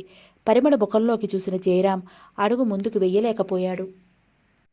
ఎర్రపడ్డ కళ్ళతో, విడివడిన జుట్టుతో, చెదిరిన కుంకుమతో ఆదిశక్తిలా ఉన్న ఆమెను చూస్తుంటే నిజంగానే అతనికి భయం వేసింది. నిల్చున్న చోటునే ఆగిపోయాడు. నా ఒంటి మీద చెయ్యేశారంటే ఆ క్షణంలోనే మీ మీద రిపోర్ట్ ఇచ్చి మిమ్మల్ని జైలుకి పంపుతాను, జాగ్రత్త అంది అతని ఉరిమి చూస్తూ. బెదిరిస్తున్నావా? బెంకంగా అన్నాడు. భార్యను ఏ భర్త అయినా అనురాగంతో ప్రేమతో గెలుచుకోవాలి, కానీ కక్షలతో బెదిరించి కాదు. ఇంతకాలం నేను నోరు మెదపకుండా ఉన్నది భయంతో కాదు, ఇంటి గొడవ బజారుకి ఎక్కకూడదని. దాన్ని మీరు నా అమాయకత్వంగా తీసుకుని చివరకు నన్ను చంపి కట్నం కోసం మళ్ళీ పెళ్లి కూడా తయారవుతున్నారు. చదువు సంస్కారం లేని మూర్ఖులైన మీ అమ్మ అలా మాట్లాడినా మీ సంస్కారం ఏమైంది? భార్య బిడ్డ కూడా ఉన్న మీరు కట్నం కోసం మళ్ళీ పెళ్లికి తయారవుతారా? ఇంత దుర్మార్గులైన మీరు నాతో పాటు నా బిడ్డను కూడా చంపరన్న గ్యారంటీ ఏమిటి? మమత, మమకారం అన్న పదాలకు మీకు అర్థం కూడా తెలియదు. అందుకే నేను వెళ్ళిపోతున్నాను. నన్ను ఆపాలని కానీ నా మీద అధికారం చెలాయించాలని కానీ ప్రయత్నిస్తే అది మీకే ప్రమాదం. బాబు నీకు మాత్రమే కొడుకు కాదు, నాకు కూడా కొడుకే. వాడిని నాతోనే ఉంచమంటాను, ఉంచుకుంటాను. ఈ మాట ఎప్పుడంటారా అని నేను కూడా ఎదురు చూస్తున్నాను. మీ మీద ఉన్న అసహ్యంతో మీ రక్తం పంచుకు పుట్టిన వాడిని చూస్తున్నా నాకు అసహ్యంగానే ఉంది. వదిలేసే వెడతాను అంది మొండిగా. అలా అంటేనన్నా బాబు మీద ప్రేమతో వాడిని వదిలి ఉండలేక తనతో ఉంటుందనుకున్నాడు జయరాం. అతను ఏ సమయంలో ఊసరు వెళ్ళిలా ఎలా మాట్లాడాలో పరిమళకు తెలుసు. బాబు మీదనే ప్రాణాలు పెట్టుకుని బతుకుతున్న పరిమళ బాబును వదిలి ఒక్కరోజు కూడా బతకలేదు. ఆ బలహీనతను అతని ముందు బయట పెడితే అతను మరింత రెచ్చిపోతాడు. అందుకే బాబంటే తనకు అసలు ఇష్టం లేనట్లు మాట్లాడింది. పరిమళ అలా అంటుందని ఊహించని జయరాం బెత్తరపోయాడు. నువ్వు లేనప్పుడు వాడు మాత్రం ఎందుకు? వాడిని కూడా నీతోనే తీసుకెళ్ళన్నాడు కోపంగా. ఇతనితో మాట్లాడ కూడా ఇష్టం లేనట్టు లోపలికి వెళ్ళింది పరిమళ. జయరాం బయటికి వెళ్ళాడు. అంతకుముందే తన బట్టలన్నీ 2 సూట్ కేసుల్లో సర్దుకుని ఉంచుకుంది. బాబు బట్టలతో పాటు గౌరీవి కూడా ఒక పెట్టి చేతిలో ఉన్న కొద్ది డబ్బుతో జయరాం ఇంటికి రాకముందే విశాఖపట్నం ట్రైన్ ఎక్కింది గౌరీని బాబుని తీసుకుని పరిమళ. విశాఖపట్నంలో ట్రైన్ దిగిన తర్వాత ఎక్కడికి వెళ్లాలో తోచలేదు. ఫ్రెండ్స్ కూడా పెళ్లిళ్ళు చేసుకుని భర్తలతో వేరువేరు చోట్లకి వెళ్ళిపోయారు. 5 సంవత్సరాలైంది పరిమళ విశాఖ నుంచి దూరమయ్యి. పరిమళ స్నేహితురాలు శాంతి విశాఖలోనే ఉంటోంది. ఆమెను అదే ఊళ్ళో ఇవ్వటంతో పుట్టింటి నుంచి మరో వీధిలో ఉంటున్న అత్తగారింటికి మారిందంతే. ఆటో మాట్లాడుకుని శాంతి ఇంటికి బయలుదేరింది. విశాఖలో అడుగుపెట్టిన దగ్గర నుంచి ఎన్నెన్ని జ్ఞాపకాలు. పెంచిన అమ్మా నాన్న, చదివిన కాలేజీ, స్నేహితురాళ్ళు, విలాసవంతమైన తన జీవితం, బాబుతోనూ ఈ జ్ఞాపకాలన్నీ ఒకసారి చుట్టుముట్టి పరిమళను ఉక్కిరిబిక్కిరి చేశాయి. బళ్ళు ఓడలుగా, ఓడలు బళ్ళుగా మారతాయంటారు. ఇదే కాబోలు తను ఎలాంటి జీవితాన్ని గడిపింది కొన్ని సంవత్సరాల క్రితం ఈ విశాఖలో. ఇప్పుడు ఎంత దుర్భరమైన జీవితాన్ని గడపటానికి వచ్చింది. ఆలోచనలతో హృదయం బరువెక్కింది. ఆటో శాంతి వాళ్ళ ఇంటి ముందు ఆ గేటు ముందు ఆగింది. చదువుకునేటప్పుడు శాంతి నేను శరీరాలు వేరైనా ప్రాణాలు ఒక్కటేగా ఉండేవాళ్ళం. ఆ ప్రేమ, ఆప్యాయత, శాంతి ఇప్పుడు చూపిస్తుందో లేదో. ఒకవేళ ఆమె చూపించాలనుకున్నా ఇప్పుడు ఆమెకు భర్త మమకారం కూడా, సహకారం కూడా ఉండాలి కదా. అతను కూడా జయరాం లాంటి వాడైతే ఇదే ఆటోలో వెనక్కి వెళ్ళిపోవటం మంచిది. ఎక్కడికని వెళ్ళను, ఏదో ఒక అద్దెల్లు చూసుకునే వరకు ఉండాలి కదా. చూద్దాం శాంతి ఎలా ప్రవర్తిస్తుందో అనుకుంటూ ఆటో దిగి బాబునెత్తుకుంది. గౌరీ సామానంతా ఆటోలో నుంచి దింపి కింద పెట్టింది. ఆటో అతడికి డబ్బులు ఇచ్చింది. అతను వెళ్ళిపోయాడు. గౌరిని సామాను దగ్గర ఉంచి తను బాబుని తీసుకుని లోపలికెళ్ళింది. చిన్నగా తలుపు మీద శబ్దం చేసింది. 2 నిమిషాల తర్వాత తలుపులు తెరుచుకున్నాయి. శాంతి బయటకు వచ్చింది. పరిమళను చూడగానే ఆమె ముఖం వెలిగిపోయింది. ఎన్ని రోజులైంది నిన్ను చూసి, లెటరైనా రాయకుండా ఊడిపడ్డావేమిటి అంటూ పరిమళను కౌగిలించుకున్నంత పని చేసింది. బాబుని తీసుకుని గుండెలకి హత్తుకుని ముద్దులు పెట్టుకుంది. లోపలికి రా అంది పరిమళ చెయ్యి అందుకుని. సూట్ కేసులున్నాయి గేటు దగ్గర అంటూ బయట గేటు దగ్గరికి వచ్చి గౌరీ సాయంతో సూట్ కేసులు తీసుకుని లోపలికి వచ్చింది పరిమళ. స్నానాలు, కాఫీ, టిఫిన్ కార్యక్రమాలన్నీ అయిన తర్వాత తీరుబడిగా కబుర్లు చెప్పుకుంటూ కూర్చున్నారు స్నేహితురాలిద్దరూ. కాలేజీ కబుర్లు అప్పటివి గంటల తరబడి చెప్పుకున్నా తరగటం లేదు. మీ శ్రీవారు ఎప్పుడొస్తారు? 4 రోజుల వరకు రారు. ఆఫీస్ పని మీద వెళ్ళారు. ఇంట్లో ఎవరు కనిపించరే? మీ అత్తగారు పిల్లలు ఎవరూ లేరే? మా అత్తగారు మొన్న ఈ మధ్యనే పోయారు. మాకు ఒక్కడే బాబు. మా నాన్నగారు 4 నెలల క్రితం రిటైర్ అయ్యారు. ఆయనకి బాబుతోనే కాలక్షేపం ఇప్పుడు. అదీ కాక బాబు చదువుకునే కాన్వెంట్ అమ్మ వాళ్ళ ఇంటికి బాగా దగ్గర. అందుకని బాబును వాళ్ళతోనే ఉంచుకున్నారు. కాన్వెంట్కి తీసుకెళ్లటం, తీసుకురావటం అన్నీ నాన్నగారే చేస్తారు. నువ్వు అదృష్టవంతురాలివి శాంతి. మన అదృష్టం మన భర్తల మీద ఆధారపడి ఉంటుంది పరిమళ. మా వారు నాకు భర్తగా దొరకటం నేను చేసుకున్న పుణ్యమే అనిపిస్తుంది. మా అమ్మ కంటే అపురూపంగా చూసుకుంటారు నన్ను. ఆయన జీవితంలోకి ప్రవేశించిన తర్వాత ఒక్కసారి కూడా నాకు అమ్మ ప్రేమ గుర్తుకు రాలేదంటే నువ్వు నమ్మవు. పరిమళ, నీ విషయాలేమీ చెప్పలేదే? ఎలా ఉండేదానివి, ఎలా అయిపోయావు? ఈ సూట్ కేసులు, సామాన్లు, పనిపిల్లను కూడా తీసుకుని రావడం చూస్తుంటే నాకేదో అనుమానంగా ఉంది. మనిద్దరం చిన్నతనం నుంచి ప్రాణ స్నేహితులం. అరమరికలెందుకు? నాతో నిజం చెప్పు అంది పరిమళ చేతిని తన చేతిలోకి తీసుకుంటూ. స్నేహితురాలి ముందు ఏదీ దాచాలనిపించలేదు పరిమళకి. ఆ రోజు నుంచి ఈ రోజు వరకు జరిగిన విషయాలన్నీ ఏదీ దాచకుండా చెప్పింది. అటువంటి మనుషుల మధ్య ఇంతకాలం ఎలా ఉన్నావు పరిమళ? ఇటువంటి వాళ్ళని గురించి పుస్తకాల్లో చదివినప్పుడు నిజంగా ఇటువంటి మనుషులు ఉంటారా అనుకునేదాన్ని. అటువంటి వాళ్ళ మధ్య నిజంగా గడిపావు నువ్వు. ఇంకా నయ్యం, ఇప్పటికైనా తెగించి బయట పడ్డావు. లేకపోతే నీ 2 ప్రాణాల్ని బలి తీసుకునేవాళ్ళు ఆ దుర్మార్గులు అంది అరుణయంగా. రావటమైతే వచ్చాను శాంతి. ఒంటరిగా ఏం చెయ్యాలి, ఎక్కడ ఉండాలో అర్థం కావటం లేదు. నేను లేనా నీకు? అందుకేగా నిన్ను వెతుక్కుంటూ వచ్చాను. అలా అనుకుంటే ఎందుకు బాధపడుతున్నావు శాంతి? దేనికైనా ఒక హద్దు ఉంటుంది. నేనొక్కదాన్ని అయితే నీ నీడలోనే ఉండేదాన్ని. ఇప్పుడు ముగ్గురు నీ మీద ఆధారపడి ఎంతకాలం ఉండగలం? భర్త సంపాదనతో ఎవరి కుటుంబం గడపటం వాళ్ళకే కష్టమవుతుంది. మీ ఆయన ఒక్కరు సంపాదించేది. మేము ముగ్గురు ఏ అధికారంతో ఆయన సంపాదన మీద ఆధారపడి బతకగలం? సరే, మా వారు క్యాంపు నుంచి రాగానే నీకేదైనా ఉద్యోగం చూడమని చెప్తాను.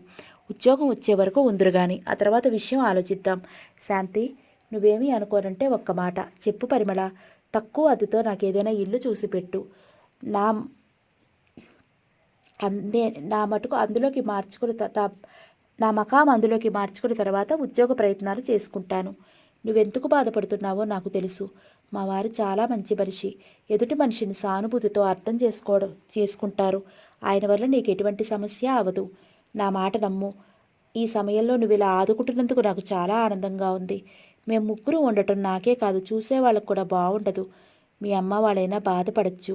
నీ మనసు నాకు తెలీదా శాంతి? నేను వేరుగా ఉండటానికి నువ్వు ఒప్పుకోకపోతే ఈ ఊరు నుంచే వెళ్ళిపోతాను. పరిమళ, నన్ను పరాయిదానిగా చూస్తున్నావు కదూ? అంత మాటలకు శాంతి. నాకు నువ్వు తప్ప వేరెవరూ లేరు. ఇలాంటి మంచి స్నేహితులు ఉండటం ఎంత అదృష్టమో, ఆ స్నేహాన్ని అతిగా వాడుకోకుండా ఉండటం కూడా అంతకు మించిన అదృష్టం శాంతి. నాకు ఉద్యోగం చూపించు చాలు. నేను వేరుగా ఉండటానికి ఒక ఇల్లు చూపించు. నేను మీ ఇంటి దగ్గర ఉన్నానన్న విషయం తెలిస్తే జయరాం వచ్చి అల్లరి చేయొచ్చు. ఆ న్యూసెన్స్ భరించాలంటే మీ వారికైనా బాధగా ఉంటుంది కదా. ఈ విషయాలన్నీ ఆలోచించే ఈ నిర్ణయానికి వచ్చాను. బాధగా అంది పరిమళ. ఇక బలవంతం చేయలేకపోయింది శాంతి. సరే, మా బంధువుల ఇల్లుంది. ఆ ఇల్లు అయితే నీకు అన్ని విధాలా అనుకూలంగా ఉంటుంది. వాళ్ళు మాకు దూరపు బంధువులు. భార్యాభర్తలిద్దరూ ఒక పోర్షన్లో ఉంటారు. ఒక పోర్షన్ అద్దెకిచ్చారు. సంవత్సరంలో 4 నెలలు ఇక్కడ ఉంటే 8 నెలలు వాళ్ళ పిల్లల దగ్గర ఉంటారు. రెండో పోర్షన్లో అద్దెకుంటున్న వాళ్ళు ఈ మధ్యన ట్రాన్స్ఫర్ అయి వెళ్ళిపోయారు. ఇలా ఆ ఇంటి అద్దె విషయాలవి మేమే చూస్తూ ఉంటాం. నువ్వు ఆ పోర్షన్లో ఉందువు గాని నీకు ఎలా కృతజ్ఞతలు చెప్పుకోవాలో కూడా నాకు అర్థం కావట్లేదు శాంతి, అంది కృతజ్ఞతగా పరిమళ. మన మధ్య కృతజ్ఞత ఏమిటి? ఈ సమయంలో నువ్వు ఆదుకోకపోతే నువ్వు నేనేమయ్యేదాన్నో ఆలోచించడానికే భయంగా ఉంది శాంతి. ఇక ఆ విషయాన్ని గురించి ఆలోచించడం మానేయి. నీకు మంచి ఇంటితో పాటు మంచి ఉద్యోగం కూడా చూసే బాధ్యత నాది, అంది ఓదార్పుగా శాంతి. గుండెల మీద నుంచి ఎంతో బరువును తొలగించినట్టుగా తేలికగా ఊపిరి పీల్చుకుంది పరిమళ. పరిమళ, ఇన్ని విషయాలు మాట్లాడావు కదా, బాలుని గురించి ఒక్క మాట కూడా మాట్లాడలేదే? పరిమళ ముఖంలో విషాద ఛాయలు అలుముకున్నాయి. నిన్ను బాధ పెట్టాలని కాదు, నువ్వు బాలుని మర్చిపోయావేమోనన్న అనుమానంతో అడిగాను. నీకు ఇష్టం లేకపోతే అతని గురించి మాట్లాడను, బాధగా అంది శాంతి. పరిమళ సమాధానం చెప్పలేదు. బాలు బావున్నాడా? పరిమళ కంఠంలో జీవం లేదు. బాధతో గొంతు బొంగురుగా ఉంది. బావున్నాడు. ఇప్పుడెక్కడున్నాడు? మొదటి నుంచి అతను ఇక్కడేగా ఉంది, ఇప్పుడు ఇక్కడే ఉన్నాడు. పెళ్ళయిందా? అయింది. అతని భార్య విజిత. ఆ అమ్మాయి ఎవరనుకుంటున్నావు? మా వారి బాబాయ్ గారు అమ్మాయే. మీ రెండు కుటుంబాల మధ్య బంధుత్వం కలిసినందుకు చాలా ఆనందంగా ఉంది, అంది తడి కళ్ళను చేత్తో తుడుచుకుంటూ. బాలు ఎంత ఎదిగిపోయాడో తెలుసా? సిటీలో ఉన్న ప్రముఖుల్లో అతనొకడు. చాలా రకాల బిజినెస్లు చేస్తున్నాడు. ఇక్కడ అతనికి స్వంత ఫ్యాక్టరీ కూడా ఉంది, పెద్ద ఆఫీస్ ఉంది. అక్కడ చాలామంది వర్కర్స్ పనిచేస్తున్నారు. 5 సంవత్సరాల్లో అంతగా ఎదిగిన వాళ్ళు అరుదుగా ఉంటారు. దాదాపు ₹1,00,00,000 ఆస్తులు సంపాదించాడు. 10 మందికి సాయపడుతూ మంచివాడన్న పేరు కూడా సంపాదించుకున్నాడు. పరిమళ, అతని క్రింద ఎంతోమంది పనిచేస్తున్నారు. నువ్వు ఉద్యోగం కోసం వేరే వాళ్ళని అడగాలా? అతనికి చేసిన ద్రోహానికి నేను అతని ముఖం చూడలేను శాంతి, బాధగా అంది. నువ్వు ఈ స్థితిలో ఉన్నావని తెలిస్తే అతనెంత బాధపడతాడో తెలుసా? వద్దు శాంతి, నా గురించిన వివరాలేమీ అతనికి ఏమీ తెలియడానికి వీల్లేదు. తెలిస్తే ఏమవుతుంది? నా ప్రేమలో అతడిని పిచ్చివాడిని చేశాను. నా దారిన నేను వెళ్ళిపోయాను. పెళ్లి చేసుకుని ఆమె అనురాగంలో నన్ను మర్చిపోయి ఉంటాడు. మళ్ళీ నేను అతని కంటపడితే గతం తాలూకు జ్ఞాపకాలు అతన్ని వేధిస్తాయి. సంతోషంగా సాగిపోతున్న అతని కాపురంలో కలతలు రేగుతాయి. నా బ్రతుకు అలా మారిందని తెలిస్తే అతనికి మనశ్శాంతి ఉండదు, ఆవేదనగా అంది. ఇప్పుడు అతను సంతోషంగా ఉన్నాడనుకుంటున్నావా? చివ్వన తల ఎత్తి శాంతి వైపు చూసింది పరిమళ. అవును పరిమళ, విజిత చాలా పేద కుటుంబంలో నుంచి వచ్చింది. కట్నం తీసుకోకుండా విజితను కావాలని పెళ్లి చేసుకున్నాడు బాలు. నిజానికి తనకు అంత అదృష్టాన్ని అందించిన బాలుని దైవంలా చూసుకోవాల్సిన విజిత ఆస్తి, అంతస్తు, సమాజంలో గౌరవంతో పాటు అందం, ఆకర్షణ కూడా ఉన్న బాలు లాంటి వ్యక్తిని భర్తగా పొందగలిగిందంటే ఒక్క జన్మలో చేసుకున్న పుణ్యం చాలదు, 1000 జన్మల పుణ్యం కావాలి. వియ్యానికైనా కయ్యానికైనా సమమైన వాళ్ళు కావాలంటారు పెద్దవాళ్ళు. ఆ మాట ఎందుకొచ్చిందో విజితను చూస్తే అర్థమవుతుంది. లేమిలో పుట్టి లేమిలో పెరిగిన విజితకి డబ్బు విలువ తెలియదు. బాలు పగలు రాత్రి శ్రమించి సంపాదిస్తే వేలకు వేలు చీరలకు, నగలకు విచ్చలవిడిగా ఖర్చు చేస్తుంది. మా చిరమామ గారింటి పరిస్థితులు మాకు తెలుసు కదా. ఆ కుటుంబంలో నుంచి వచ్చిన విజిత డబ్బును మంచినీళ్ళలా ఖర్చు చేయటం చూస్తుంటే నాకే ఆశ్చర్యంగా ఉంటుంది. ఆమె చుట్టూ 10 మంది స్నేహితులు కాఫీ టిఫిన్లతో పాటు వాళ్ళ లగ్జరీకి ఖర్చు చేసే డబ్బు కూడా విజితతే. నిజంగా డబ్బు విలువ తెలిసినదైతే ₹100 నోటును రూపాయి నోటుగా మార్చుతుందా? ఇవైతే ఎలాగైనా భరించవచ్చు, ఎందుకంటే పాలు నెలకి కొన్ని వేలు సంపాదిస్తున్నాడు కాబట్టి. కానీ అతన్ని ఏమాత్రం గౌరవించదు. తను ఖర్చు చేయడానికి అతను సంపాదించాలన్నట్లు ప్రవర్తిస్తుంది. ఆమెకు కావాల్సింది చీరలు, నగలు, స్నేహితులు మాత్రమే. భర్త ప్రేమ, గౌరవం, అతని అనురాగం ఏమీ అక్కర్లేదు. పాపం, విజితలో మార్పు తేవాలని ఎంతో ప్రయత్నించాడు బాలు. ఏం లాభం? అతను చూపించే ప్రేమానురాగాలని విజిత అతని చేతకానితనంగా భావించింది. ఇక ఆమెను మార్చడం తన వల్ల కాదనుకున్న బాలు ఆమెకు అనుకూలంగా తను మారాలనుకున్నాడు. దాంతో విజిత కొరకరాని కొయ్యలా తయారైంది. బాలును చూస్తుంటే ఎంత బాధ అనిపిస్తుందో. ప్రేమించిన వాళ్ళ మూలంగా సుఖపడలేకపోయాడు. పెళ్లి చేసుకున్న విజిత మూలంగా సుఖపడలేకపోయాడు. అతను శాపగ్రస్తుడు, అంది శాంతి వేదనగా. జయరాం లాంటి భార్యను వేధించే మగవాళ్ళు కొందరైతే విజిత లాంటి భర్తను వేధించే భార్యలు మరికొందరు. జంటలు ఎలా కుదుర్చుతున్నాడో కదా దేవుడు, అంది పరిమళ బాధగా. మనుషుల కంటే తలతిక్కవాడిలా ఉన్నాడా దేవుడు? లేకపోతే జయరాంకి నువ్వు భార్య కావటం, బాలుకి రాక్షసులాంటి విజిత భార్య కావటం ఏమిటి? పరిమళ మనసు మరింత పరువెక్కింది. తన జీవితం ఎలా గడుస్తున్నా బాలు అయినా పెళ్లి చేసుకుని సంతోషంగా ఉంటున్నాడని తృప్తి పడింది. ఎంతకాలం తనకంటే దయనీయమైన స్థితిలో ఉన్నాడు బాలు. తను స్త్రీ, ఏడ్చైనా కన్నీళ్లతో గుండె బరువు తగ్గించుకోగలదు. బాలు లాంటి వాళ్ళకి ఆ అవకాశం కూడా లేదు. ఒక్కసారి బాలుని చూస్తే వద్దు, నేను అతన్ని గురించి ఊహించుకుని తృప్తిపడినట్టుగానే అతను నా గురించి ఊహించుకుని ఉండవచ్చు. వేదన భరితమైన అతని జీవితంలో మళ్ళీ నేను ఒక విషాదం కాకూడదు మనసులో అనుకుంది పరిమళ. ఒక్కసారి బాలుతో నువ్వు మాట్లాడిన తర్వాత ఏం చేయాలో నిర్ణయించుకుందువు గాని, నచ్చ చెప్తున్న ధోరణిలో అంది శాంతి. ప్లీజ్ ఈ విషయంలో నన్ను బలవంతం చేయొద్దు. శాంతి ఇంకేమీ మాట్లాడలేకపోయింది. శాంతి భర్త ప్రతాప్ ఊరు నుంచి రాగానే పరిమళ విషయమంతా చెప్పింది శాంతి. అతను కూడా బాబు సలహాయం తీసుకుని పరిమళకు ఎంతో నచ్చచెప్పాడు. పరిమళ వినలేదు. 4 రోజుల తర్వాత వాళ్ళు చూపించిన ఇంట్లోకి తన మకాం మార్చింది పరిమళ. బాలు తనకు పర్సనల్ సెక్రటరీ కావాలని పేపర్లో ప్రకటించటం, ప్రతాప్ శాంతిల బలవంతం మీద పరిమళ ఇంటర్వ్యూకి వెళ్ళటం, పరిమళకు తెలియకుండా ప్రతాప్ శాస్త్రి గారితో పరిమళ విషయమంతా చెప్పి పరిమళను సెక్రటరీ పోస్టుకి సెలక్షన్ చేయించటం అన్నీ వెంటనే జరిగిపోయాయి. గేటు దగ్గర కారు హారన్ వినిపించింది. గతంలో నుంచి తేరుకున్న పరిమళ పరుగులాంటి నడకతో గేటు దగ్గరికి వచ్చింది. డ్రైవర్ కారు దిగి బాబుగారిని కాన్వెంట్ దగ్గర డ్రాప్ చేసొచ్చాను. ఆ విషయం మీతో చెప్పి రమ్మన్నారు అయ్యగారు అన్నాడు వినయంగా. ఆ మాట వినగానే ఎక్కడ లేని నీరసం ముంచుకొచ్చింది పరిమళకు.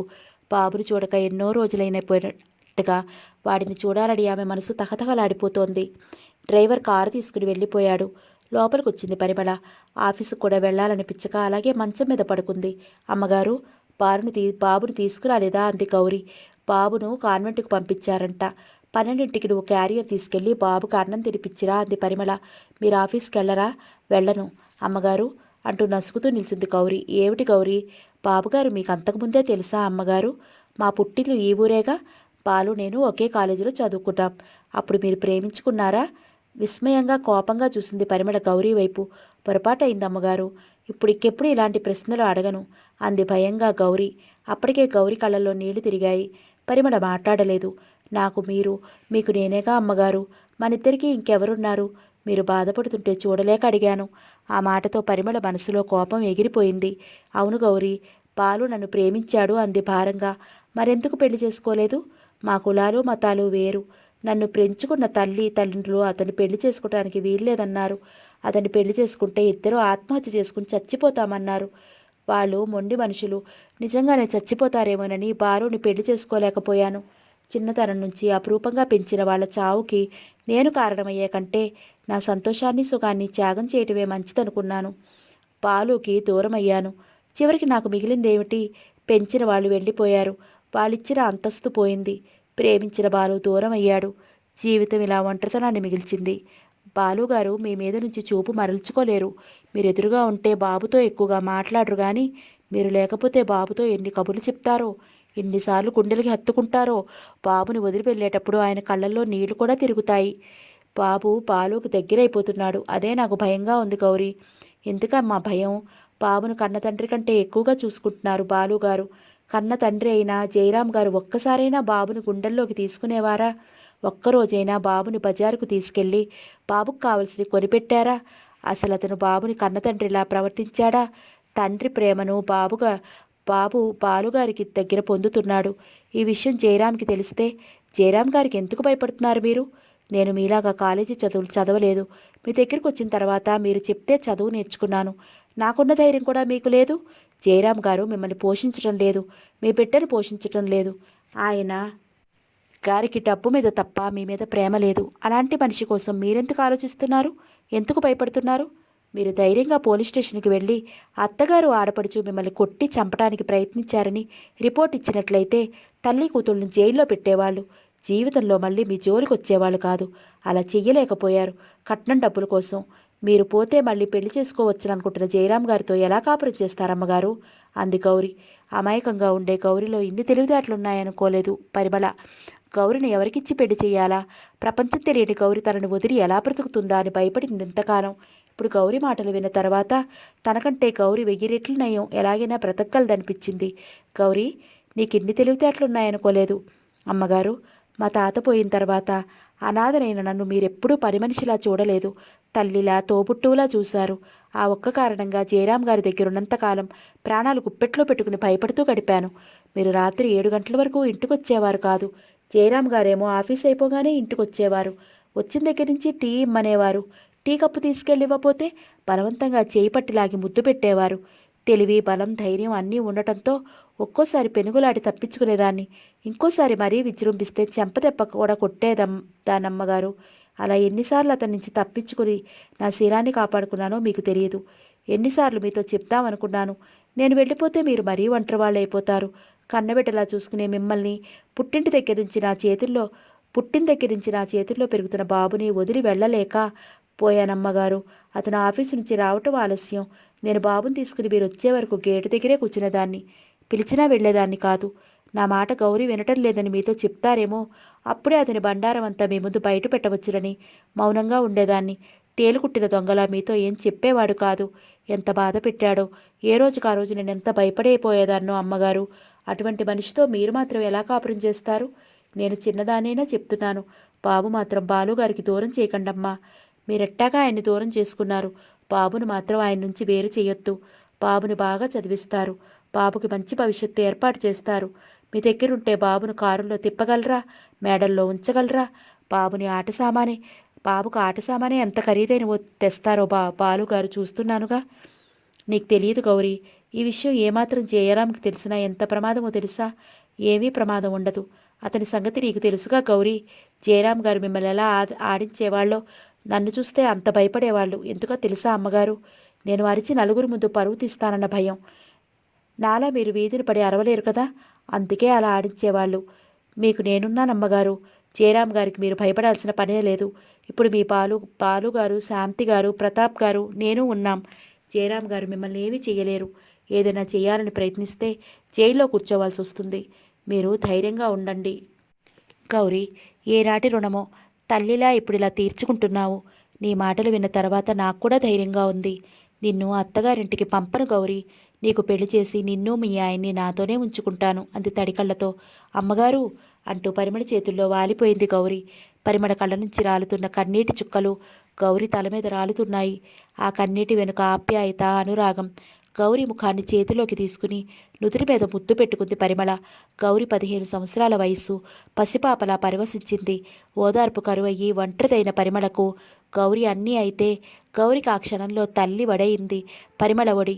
ఒకరి పట్ల ఒకరికి ఉన్న ప్రేమకు 2 హృదయాలు పులకరించాయి.